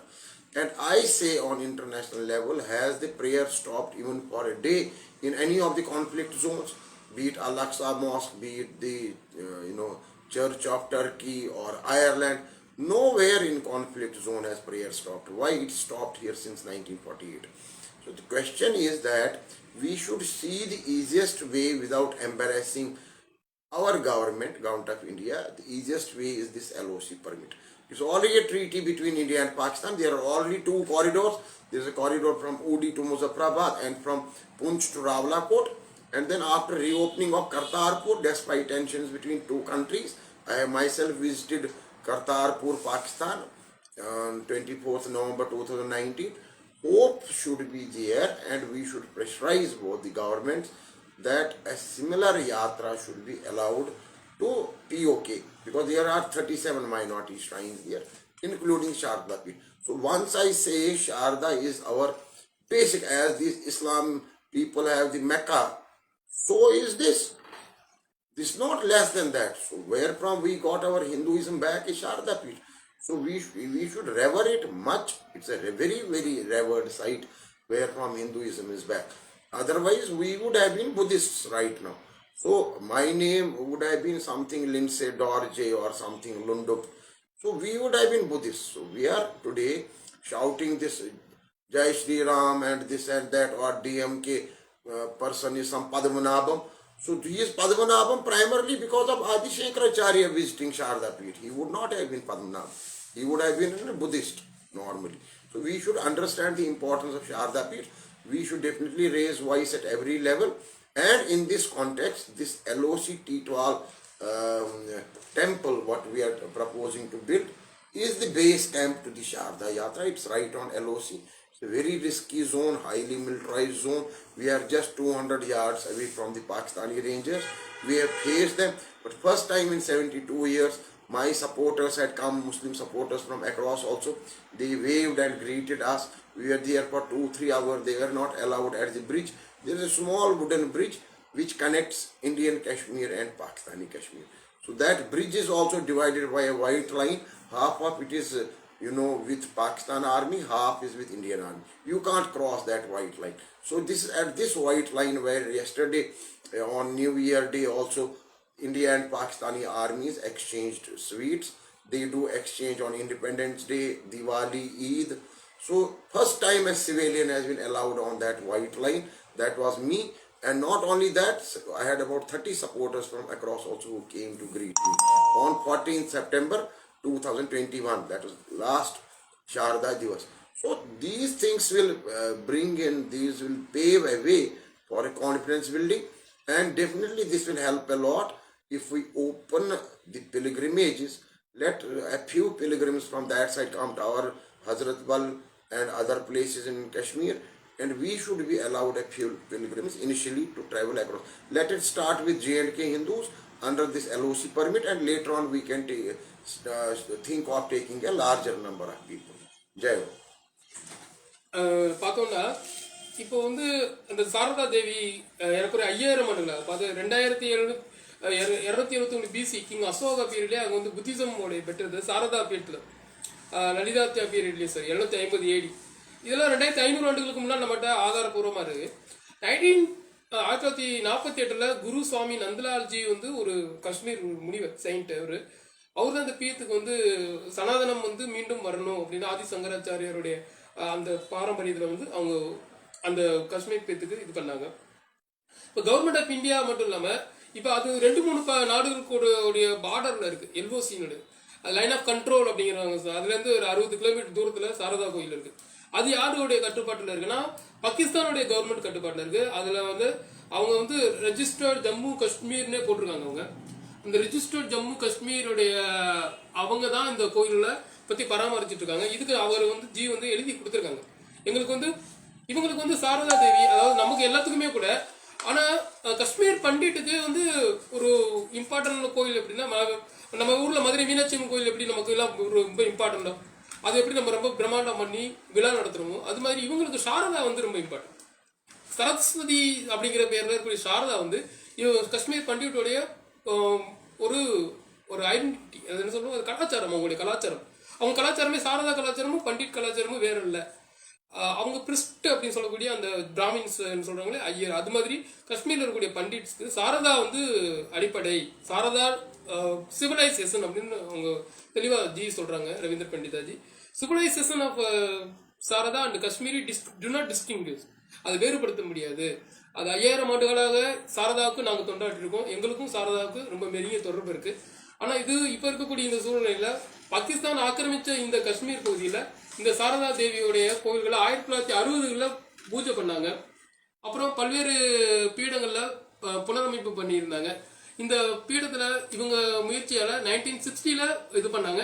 அப்புறம் அதுக்கு பின்னாடி வந்த பல அரசாங்கங்கள் அது தொடர்ந்து அந்த இடத்துக்கு போறதுக்கு முயற்சி பண்ணாங்க. அப்புறம் 2000க்கு பின்னாடி மிகப்பெரிய பிரச்சனைகள் வந்ததுனால பாகிஸ்தானுக்கும் இந்தியாவுக்கும் எல்லையில பெரிய கலவரங்கள், தீவிரவாதம், பயங்கரவாதம் வந்ததுனால தொடர்ந்து காஷ்மீர் இந்துக்கள் அங்க பயணிக்க முடியல, சாரதா டெம்பிள் பயணிக்க முடியல.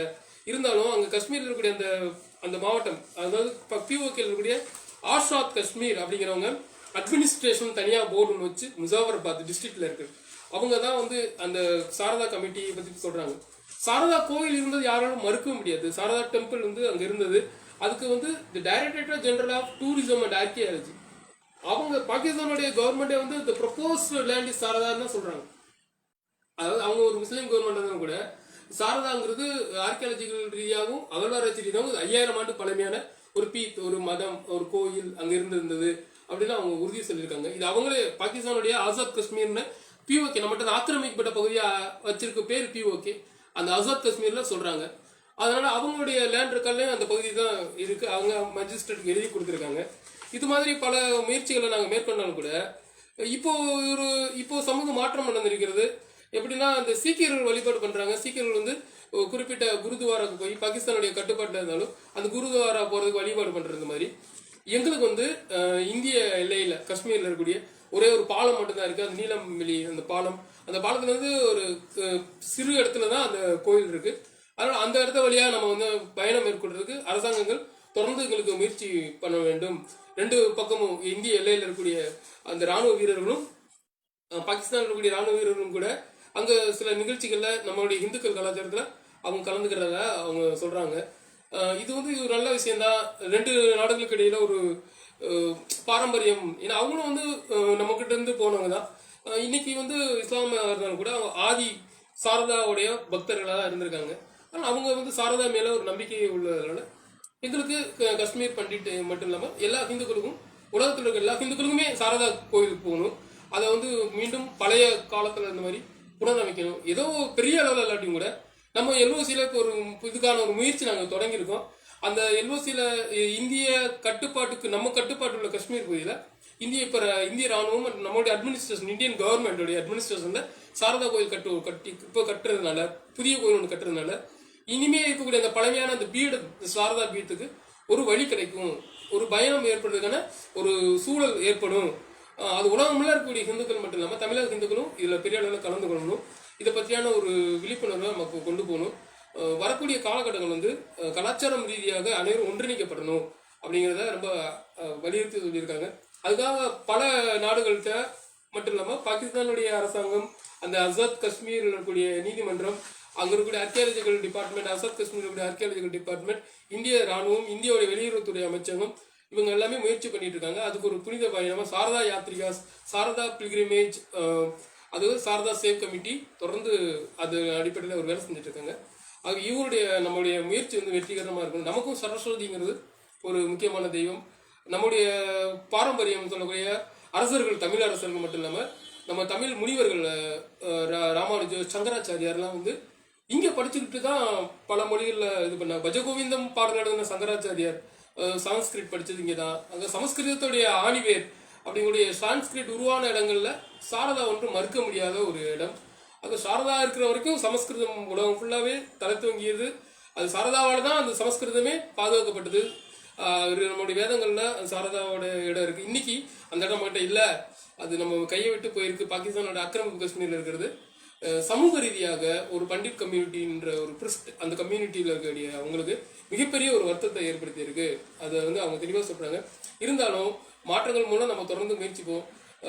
மீண்டும் அந்த சாரதா கமிட்டிக்கான அந்த பயணத்தை மேற்கொள்வோம் அப்படின்ற நம்பிக்கையோட இருக்காங்க. அதுக்கு அரசாங்கம் முயற்சி மேற்கொள்ளணும். பிஜேபி கவர்மெண்ட் இப்போ ஸ்டெப் ஃபார்வர்ட், நம்ம மோடி அரசாங்கம் புதிய முயற்சி எடுக்கிறாங்க. இது பாராட்டக்கூடியது. காஷ்மீர்ல வந்து பல மாற்றங்கள் வந்திருக்கு. இது மாதிரி இனிமேலும் வரக்கூடிய ஒரு வாய்ப்புகளை மோடி அரசாங்கம் திறம்பட செய்யும் என்று நினைக்கிறேன்னு ஜி வந்து அவங்களுடைய இதை சொல்லியிருக்காங்க. பயனோட ஜி வந்து நம்ம தமிழ்நாட்டு மக்களுக்கும் சாரதா பத்தி ஒரு 5 நிமிடத்துல ஒரு 2 நிமிடத்துல சிறப்பாக முடிச்சுட்டு தமிழ்நாட்டு மக்களுக்கும் அவங்களுக்கும் காஷ்மீர் பண்டிட்டுக்கும் என்ன உறவு இருக்கு அப்படிங்கிறதையும் நம்ம ஜிட்ட கேட்டோம். G, what are the relationship with Tamils with the Pandit community? Because Tamil Hindus, the Pandit Isa Hindus, what are the interlinked relations? Or you feel any the relationship is historically that's approved? See, first of all, we don't have to discriminate within Hindus that this is Brahman, this is Kshatriya, this is Shudra or whatever. All Hindus are Hindus. So whosoever believe in Sanatan is a Hindu, whether he is a Tamilian, whether he is a Kashmiri. It's not only Brahmins who are Hindus. Every Hindu who follows Sanatan faith, who is not a Muslim, not a Christian, is a Hindu. Number two, that we had this special relationship is that Sarasat Brahmins would come down from Kashmira Desh once upon a time towards the south. So towards south they have definitely gone to Tamil Nadu also, to Konkan belt also, and then remigrated back to Kashmir. Then there has been further traveling from Sarasat Brahmins traveling to Bengal, again traveling towards Dwarika and to south again. So the relationship of south is very vivid, that even when I go to Kanchi Mat, the eldest disciple of Adi Shankaracharya, Sureshwar Acharya Pandita, he is a Kashmiri Brahmin and his Sannidhi is there in Kanchi Mat. So every year I wish that I do travel. For the last 3 years I have been going continuously. I should go every year. This year also I propose. So I should definitely visit my ancestor whose Sannidhi or Samadhi or who has lived in Kanchipuram. So that is the biggest connection of the dots, that Kashmiri Brahmins and South Brahmins. We call it like this broadly, South Brahmins. So South, again, we should not classify that he is a Tamil Brahmin, he is a Kannada Brahmin. Brahmin means Hindu means Hindu. So that's what we have proposed this year also. We should have a Vishwa Hindu Sansad, like an umbrella of this Vatican type or SGPC of 6 type, which will be a body, an overall body governing all the Hindus. So Hindus should not be classified, some temples are meant for some section of Hindus, some temples for somewhere only gents are allowed, ladies are not allowed. No, this doesn't go like this. Every Hindu who is not a follower of Islam, not a follower of Christianity is a Hindu. So we should all be one. And Kashmiri and Tamil Hindus, South Brahmins especially, they have a direct connection in the past. அதாவது நம்ம கேட்டோம், தமிழ் ஹிந்துஸ்க்கும் அங்கே இருக்கக்கூடிய காஷ்மீர் ஹிந்துஸ்க்கும் என்ன மாதிரியான ஒரு வரலாற்று ரீதியான உறவு இருக்குன்னா, சங்கராச்சாரியர் இப்போ காஞ்சிபுரத்தில் இருக்கக்கூடிய தமிழ் பிராமின்ஸும் காஷ்மீரில் இருக்க பிராமின்ஸும் நெருங்கி தொடர்புடையவங்களாக இருக்காங்க. நாங்கள் வந்து பிராமின்ஸ் மட்டும் தொடர்பு கிடையாது, பொதுவாக தமிழர்கள் எல்லாமே ஹிந்துஸ் தான். தமிழ்நாடு மட்டும் இல்லாமல் கொங்கன், கேரளாவுடைய கொங்கனை கடற்கரைக்கு போகிறாங்க, வெஸ்ட் பெங்கால் மேற்கு வங்கத்துக்கு போகிறாங்க, துவாரகா போகிறாங்க. இந்த மாதிரி பல இடங்களுக்கு காஷ்மீருடைய பண்டிட் கம்யூனிட்டி தொடர்ந்து பயணம் மேற்கொள்கிறாங்க. காஞ்சிபுரம் வந்து நாங்கள் அதிக அளவில் கொள்கிறாங்க. அங்கே காஷ்மீர் பண்டிட்டுடைய சுரேஷ் ஆச்சாரியா அப்படிங்கிற ஒருத்தருடைய ஒரு சிறுவரசுன்னு சொல்லுவாங்களே, அது ஒரு திருவரசு. இப்போ புனித சன்னிதானமே அங்கே அந்த காஞ்சி சங்கர மடத்தில் வச்சிருக்காங்க. ஆகவே அதை வந்து நாங்கள் வந்து எங்களுக்கு ஒரு காஷ்மீர் பண்டிகையோடைய ஒரு முக்கியமாக ஒரு தடவை சாமியாக வழிபடுறது, அங்கே இருக்கக்கூடிய கஞ்சிபுரம் மக்கள் வழிபடுறது எங்களுக்கு ரொம்ப பெருமிதமாக இருக்குது. அதை நாங்கள் வந்து வேறுபாடெல்லாம் பார்க்கல. இது சனாதன தர்மம்ங்கிறது எல்லாத்தையும் சேர்த்தது தான், ஒரு ஒருங்கிணைக்கப்பட்டது. எப்படி வாட்டிகன் வந்து எல்லாத்தையும் சர்ச் எல்லாம் ஒருங்கிணைச்சு இது பண்றாங்க, அது மாதிரி விஸ்வ தர்மா உலகத்தில் இருக்கக்கூடிய எல்லாத்தையும் நாங்கள் ஒருங்கிணைக்கிறது தான் எங்களுடைய வேலை. ஹிந்து கலாச்சாரத்தின் மேல நம்பிக்கை உடையவங்க எல்லாரும் தான். நாங்கள் வந்து பிராமின்ஸ் அவங்க ஒரு பார்ட்டிசிபேஷன் கிடையாது. இப்போ சில இடங்கள்ல கோயிலுக்குள்ள சில பேர் வரணும்னு சொல்லுவாங்க, அவங்களுக்கு அனுமதி மறுக்கிறது.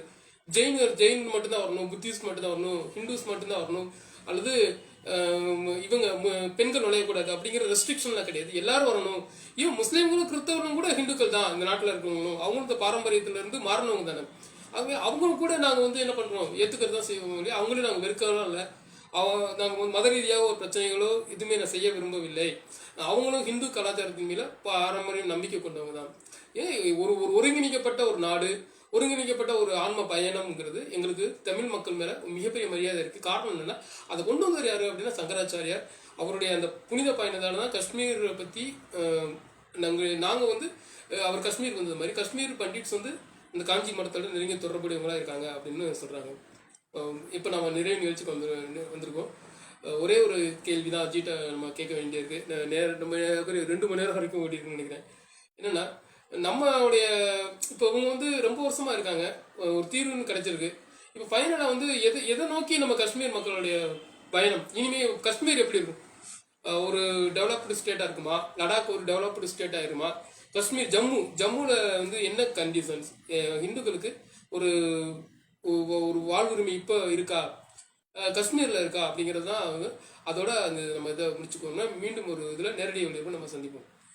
जी இப்போ ஃபைனல் ஸ்டேஜ் நாம் actually Pandits community is owned for Jammu. They living in Jammu. Mostly Jammu has more than 10 districts now. Then Kashmir has more than 12 districts. Jammu and K region has 22 districts. Totally 22 districts. What will be in future? How the Hindus are living? What are the problems now they are facing? What's the solution? The permanent solution for Jammu Hindus, particularly all Hindus, including the communities of Pandits. What are the problem they are facing? What is the solution? What the government said, they have to give some laws to protect the people. You see, there are 20 districts, 10 each. Now delimitation process has already submitted its report. We have got 6 assembly seats extra. There are 24 assembly seats which remain unfilled because those are reserved for POK. Actually, whole J&K had 111 seats. Now these will be revised. Now, out of these 20 districts, 10 each in Jammu and Kashmir, both the regions have about 6 districts each which are more infested by this terrorism. Now, this 4 and 4 districts, both places, means 8 districts out of 20 are less infested. Now, Kashmiri Hindus were living everywhere in all the 10 districts of Kashmir Valley and in Jammu also. Now, after migration, after this genocide of 1990, people have started living in Jammu also for the last 32 years. So, you will find in Jammu the sizable population of Kashmiri Pandits. Now, head of the state being same, country being same, now one group, ethnic group or one stakeholder Kashmiri Pandit, how to take him back to the same places where from he left in 1990. This is an uphill task because 32 years out of this, it has been long time has been wasted by the previous government, Congress government. Now the present government, what they think that all of a sudden by removal of 370 and 35A, whole problem will be over. No, it will not be. But it's only a starting solution that 370 was a sort of a barrier to make entry into J&K by any Indian industrialist, by any Indian who is governed by Constitution of India. So we have 2 flags, 2 separate constitutions, 2 ideologies, 2 different. So this nonsense has been stopped, this has been removed. Now 370 will pave way for bringing them into mainland, main port. Secondly, about Kashmiri Pandits, unless and until Government of India takes a stand, as I said, that we cannot settle at our own places, those are gone. We can't even find after 32 years where are our houses and all that.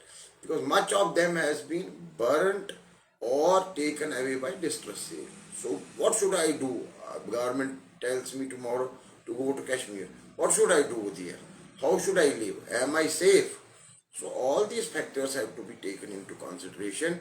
That's what I said: political empowerment, social empowerment, economic empowerment. So for this, Government of India needs to talk to Kashmiri Pandits, to Kashmiri political parties. Like I am into the work of building temples. 20 temples I have reclaimed and reconstructed in the valley. Now I am doing this one. This is a very strategic temple at LOC, right in front of Pakistan, which used to be a base camp. So this is history, heritage. Heritage I am reviving. So by this, yes, definitely a few of Kashmiri Pandits are going to Titwa. Then later on more Pandits will go, at least for a few months. That's how the trust deficit will be overcome, because ultimately onus lies on the majority there to accommodate minorities. It cannot be that Government of India provides one army man with every Kashmiri Pandit to take safeguard. That way also you cannot live. If you have to live, you have to live within a society. So that society is of majority. Majority has to take care of the minority. But simultaneously, for these minorities to return after 32 years, it's a very big gap. It's a very big gap created by previous regimes. Now, at least this government, this is also not that too serious about Kashmiri Pandits. Let me be very clear, BJP. Yes, at national and international level, it has settled almost this J&K problem, which will help Kashmiri Pandits also to return. But presently, directly, there are no policies for return of Kashmiri Pandits, how they can go. 32 years is a very big gap. Lot of people are now settled outside. It's only culture and heritage and these temples and shrines which will take us back. So that's what this study should be. I have put this question a lot of times to a lot of people, that 6 times genocide has happened with us since 13th century. So what took us back again and again there? So something must be there, either heritage, culture, or our own love for the motherland that has taken us back. So 6 times we have returned. This is the 7th exodus which has happened in 1990. So it has to be 3-pronged. Kashmiri Pandits have also to support government. Individually also they have to do what I am doing individually at society level. Majority society has also to take care of the minority. Government has also to formulate policies, what we can do, how we can live, how can we return in a dignified manner. இப்போ மொத்தம் வந்து ஜம்முவில் இருக்கக்கூடிய பகுதியில் எல்லாமே Pandit communities இருக்காங்க. ஆனால் 90s வந்து காஷ்மீரில் பல இடங்கள்லையும் பண்டிட் கம்யூனிட்டிஸ் இருந்தாங்க. அப்போ 90களுக்கு பின்னாடி காஷ்மீர் பண்டிட் வந்து கொஞ்சமாக ஜம்முவுக்கு வந்துட்டாங்க. ஏறக்குறைய இதில் ஜம்முவில் இருக்கக்கூடிய 10 மாவட்டங்களில் காஷ்மீர் பண்டிட் அந்த ஹிந்துஸ் இருக்காங்க. மற்ற இடங்கள் அந்த காஷ்மீர்னு சொல்லக்கூடிய மாவட்டத்தில் 12 மாவட்டம் முஸ்லீம்கள் பெரும்பான்மையாக இருக்காங்க. முஸ்லீம்ஸ் மெஜாரிட்டிஸ் இன்னும் காஷ்மீர். ஆனால் அங்கே ஹிந்துக்கள் இருந்தவங்கள எல்லாத்தையும் இவங்க வெளியேற்று பண்ணிட்டாங்க அங்கே இருக்கக்கூடிய இஸ்லாமியர்கள். ஆனால் இப்போ என்ன நடக்குது அப்படின்னா, இப்போ வந்து இந்துக்கள் வந்து மீண்டும் புனரமைக்கப்படுறாங்க. அப்படிங்கிறப்ப ஒரு சின்ன பிரச்சனைகள் வந்து வரத்தான் செய்யும். ஏன்னா நம்ம வந்து இப்போ இருந்த மாதிரியான சூழல் இப்போ இல்லை. இப்போ ஜம்மு காஷ்மீரில் 370 வந்து ரிமூவ் பண்ணதுனால நாங்கள் 2 கோடி வச்சுக்க விரும்பலை, 2 அரசாங்கம் வச்சுக்கிறது விரும்பலை. எங்களுக்கு இந்தியா தான் தாய்நாடு, நாங்கள் இந்தியா கொடியை தான் நாங்கள் ஏற்றுக்குவோம். இந்தியாவுடைய சட்டங்கள் தான் எங்களுக்கு முக்கியமே தவிர காஷ்மீரோட சட்டம் எங்களுக்கு முக்கியம் கிடையாது. 370 வந்து எங்களை வந்து தனிமைப்படுத்தியது, எங்களை வந்து துன்புறுத்தியது, எங்களை வந்து அந்த சொந்த மாநிலத்தை விட்டே வெளியேற்றியது. காஷ்மீரில் இந்துக்கள் மிகப்பெரிய அளவில் பிரச்சனைக்குள்ளானாங்க, பாதுகாக்கப்படாமல் அழிக்கப்பட்டாங்க, கொல்லப்பட்டாங்க. ஏறக்குறைய காஷ்மீரில் இருக்கக்கூடிய 6 மாவட்டங்களில் மிலிட்டன்சின்னு சொல்லக்கூடிய பயங்கரவாதிகள் அதிகமாக இருக்காங்க. இப்போ வந்து குறைஞ்சபட்சம் இந்திய ராணுவம் வந்து நல்ல மாற்றங்களை கொண்டு வந்திருக்காங்க. இப்போ ஜம்முவில் வந்து எப்படி சுதந்திரமாக இருக்க முடியுது, அது மாதிரி காஷ்மீர்லேயும் இப்போ காஷ்மீர் பண்ணிட்டு தீட்வாலில் ஒரு சரஸ்வதி கோயில் கட்டுறோம். அது எல்ஓசிக்கு பாகிஸ்தான் பக்கத்தில் இருக்கக்கூடிய எல்லை கட்டுப்பாட்டு கோடு, எல்ஓசின்னு சொல்லக்கூடிய எல்லை கட்டுப்பாட்டு கோடு நாங்கள் கட்டுறோம். ஏன்னா நாங்களும் வந்து போகிறதுனால அங்கே இருக்கக்கூடிய முஸ்லீம்கள் எங்களுக்கு சில பேர் ஆதரவு கொடுக்குறாங்க. இது மாதிரி ஒரு மாற்றங்கள் வந்து இப்போ நடந்து கொண்டிருக்கிறது. அதனால் 370 வந்து எங்களுக்கு ரிமூவ் பண்ணது, நீக்கம் பண்ணது வந்து அங்கே இருக்கக்கூடிய மக்களை ஒருங்கிணைக்கிறது தேசிய நீரோட்டத்தில் ஒரு நல்ல ஒரு வாய்ப்பாக இருந்தது அப்படின்னு ஒரு தகவல் சொல்கிறாங்க. இருக்கக்கூடிய காங்கிரஸ் ஆட்சியில் இதுக்கான வாய்ப்பே இல்லை. ஏறக்குறைய 1990 31 ஆண்டுகளாக சொந்த நாட்டுக்கே போக முடியல அவங்களால, காஷ்மீர் மாநிலத்துக்கு போக முடியல அவங்களால. அவங்க டெல்லி மற்றும் பல இடங்கள்ல இருந்திருக்காங்க. உலக நாடுகள் பல நாடுகள் குடியேறிட்டாங்க. அவங்களுடைய அடையாளத்தை இழந்து போயிட்டாங்க. அவங்களுடைய குழந்தைகளுக்கு அந்த ஊரே தெரியாது. இவங்க இளமையான காலகட்டங்கள் இருந்த அந்த சொந்த வீடு, கோயில்கள், இடங்கள் எல்லாமே எதுவுமே இப்போ அங்கே அவங்களுடைய கட்டுப்பாட்டில் கிடையாது. இது மீண்டும் நாங்கள் வந்து கேட்க வரும்ல, இருந்தாலும் கூட எங்களுக்கு உரிமை வேணும். நாங்கள் போய் அங்கே இருக்கிறதுக்கு எங்களுக்கு வந்து வாழ்வுரிமை கொடுக்கப்பட வேண்டும். காஷ்மீருடைய மக்களை மீண்டும் அங்கே புனரமைக்கிறதுக்கு மீள்குடியேற்றம், அந்த மாநிலத்தில் போய் மீள்குடியேற்றம் பண்ணுறதுக்கு அரசாங்கங்கள் எடுக்கக்கூடிய முயற்சியில மாற்றம் வேணும். ஒவ்வொரு ஹிந்துக்களுக்கும் ராணுவம் வந்து பாதுகாப்பு கொடுக்க முடியாது. ஏன்னா அவ்வளோ பெரிய ஒரு சூழல் அங்கே இல்லை. ஆனால் இப்போ கொஞ்சம் கொஞ்சமாக தீவிரவாதம் குறைந்து கொண்டிருக்கிறது. ஹிந்துஸ் வந்து அங்கே மீண்டும் வந்து பல இடங்களில் குடியே வர்றாங்க. அங்கே இருக்கக்கூடிய இஸ்லாமியர்களும் எங்களுக்கு மிகப்பெரிய அளவில் ஆதரவு கொடுக்குறாங்க. இது மாதிரி சூழல் வந்து அங்கே வளரும் பொழுது இந்த பாகிஸ்தானுடைய கொள்கையானது 1 கோடி, ஒரு 2 கோடி, 2 பாராளுமன்றம், 2 பிரைம் மினிஸ்டர் அப்படிங்கிறத எங்களால் ஏற்றுக்க முடியாது. அது 370 ரிமூவ் பண்ணதால எங்களுக்கு ஒரு பெரிய மாற்றம் நடந்திருக்கு அப்படிங்கிறத சொல்லியிருக்காங்க. இது ரொம்ப நாளாவே 30 ஆண்டுகளாக அந்த பகுதியில் இருக்கக்கூடிய ஹிந்துஸ், காஷ்மீரி பண்டிட்ஸ் மட்டும் இல்லாமல் மற்ற ஹிந்துக்களுக்கும் ஒரு வாழ்வுரிமையை இழந்து போன மக்கள் மீண்டும் அங்கே ஜம்முவிலையும் காஷ்மீர்லையும் தங்களுடைய பூர்வீக பகுதி, இந்த ஓன் லேண்டை வந்து ரூட்ஸை பார்க்கறது வந்து மிக சந்தோஷமா இருக்கு. ஒரு இனிமேல் கொஞ்சம் கொஞ்சமா இனி வரக்கூடிய காலங்களில் ஒரு மாற்றம் வரும் அப்படிங்கிறது எங்களுக்கு ரொம்ப நம்பிக்கையா இருக்கு. இப்போ ஜம்முல பலர் வந்து ஹிந்துஸ் வந்து லெகிஸ்லேட்டிவ் மெம்பர்ஸ், எம்எல்ஏஸ் ஆயிருக்காங்க. கவர்மெண்ட் சைட்லேருந்து ஒரு இண்டஸ்ட்ரி தொடங்க முடியும். ஒரு தொழிலதிபர் இந்தியாவில் ஒரு தொழிலதிபர் ஜம்மு காஷ்மீரில் முதலீடு போட்டு ஒரு ஃபேக்ட்ரியோ ஒரு இண்டஸ்ட்ரியோ காஷ்மீரில் தொடங்கக்கூடிய ஒரு சூழல் வந்து இப்போதான் வந்திருக்கு. ஆனால் இது நடக்கிறதுக்கு ஏற்ப 50 ஆண்டுகளாக இது இல்லாமல் இருந்தது.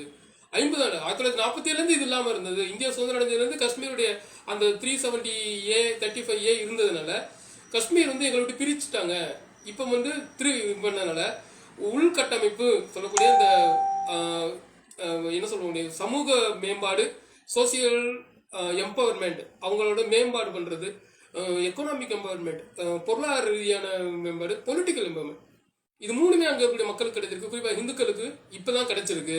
ஆனால் இதுக்காக அவங்க 1947 இந்தியா பார்ட்டிஷன்லேருந்து இப்போ டில் டேட் 1920 முடிய ஒரு 80 ஆண்டு காலமாக அவங்க எவ்வளோ பெரிய மிகப்பெரிய துயரத்தில் இருந்திருப்பாங்க. 80 ஆண்டு ஒரு ஜெனரேஷன், 80 இயர்ஸ் முதல் ஒரு ஜெனரேஷனே போயிடுச்சு. பலர் காணாமல் போயிட்டாங்க.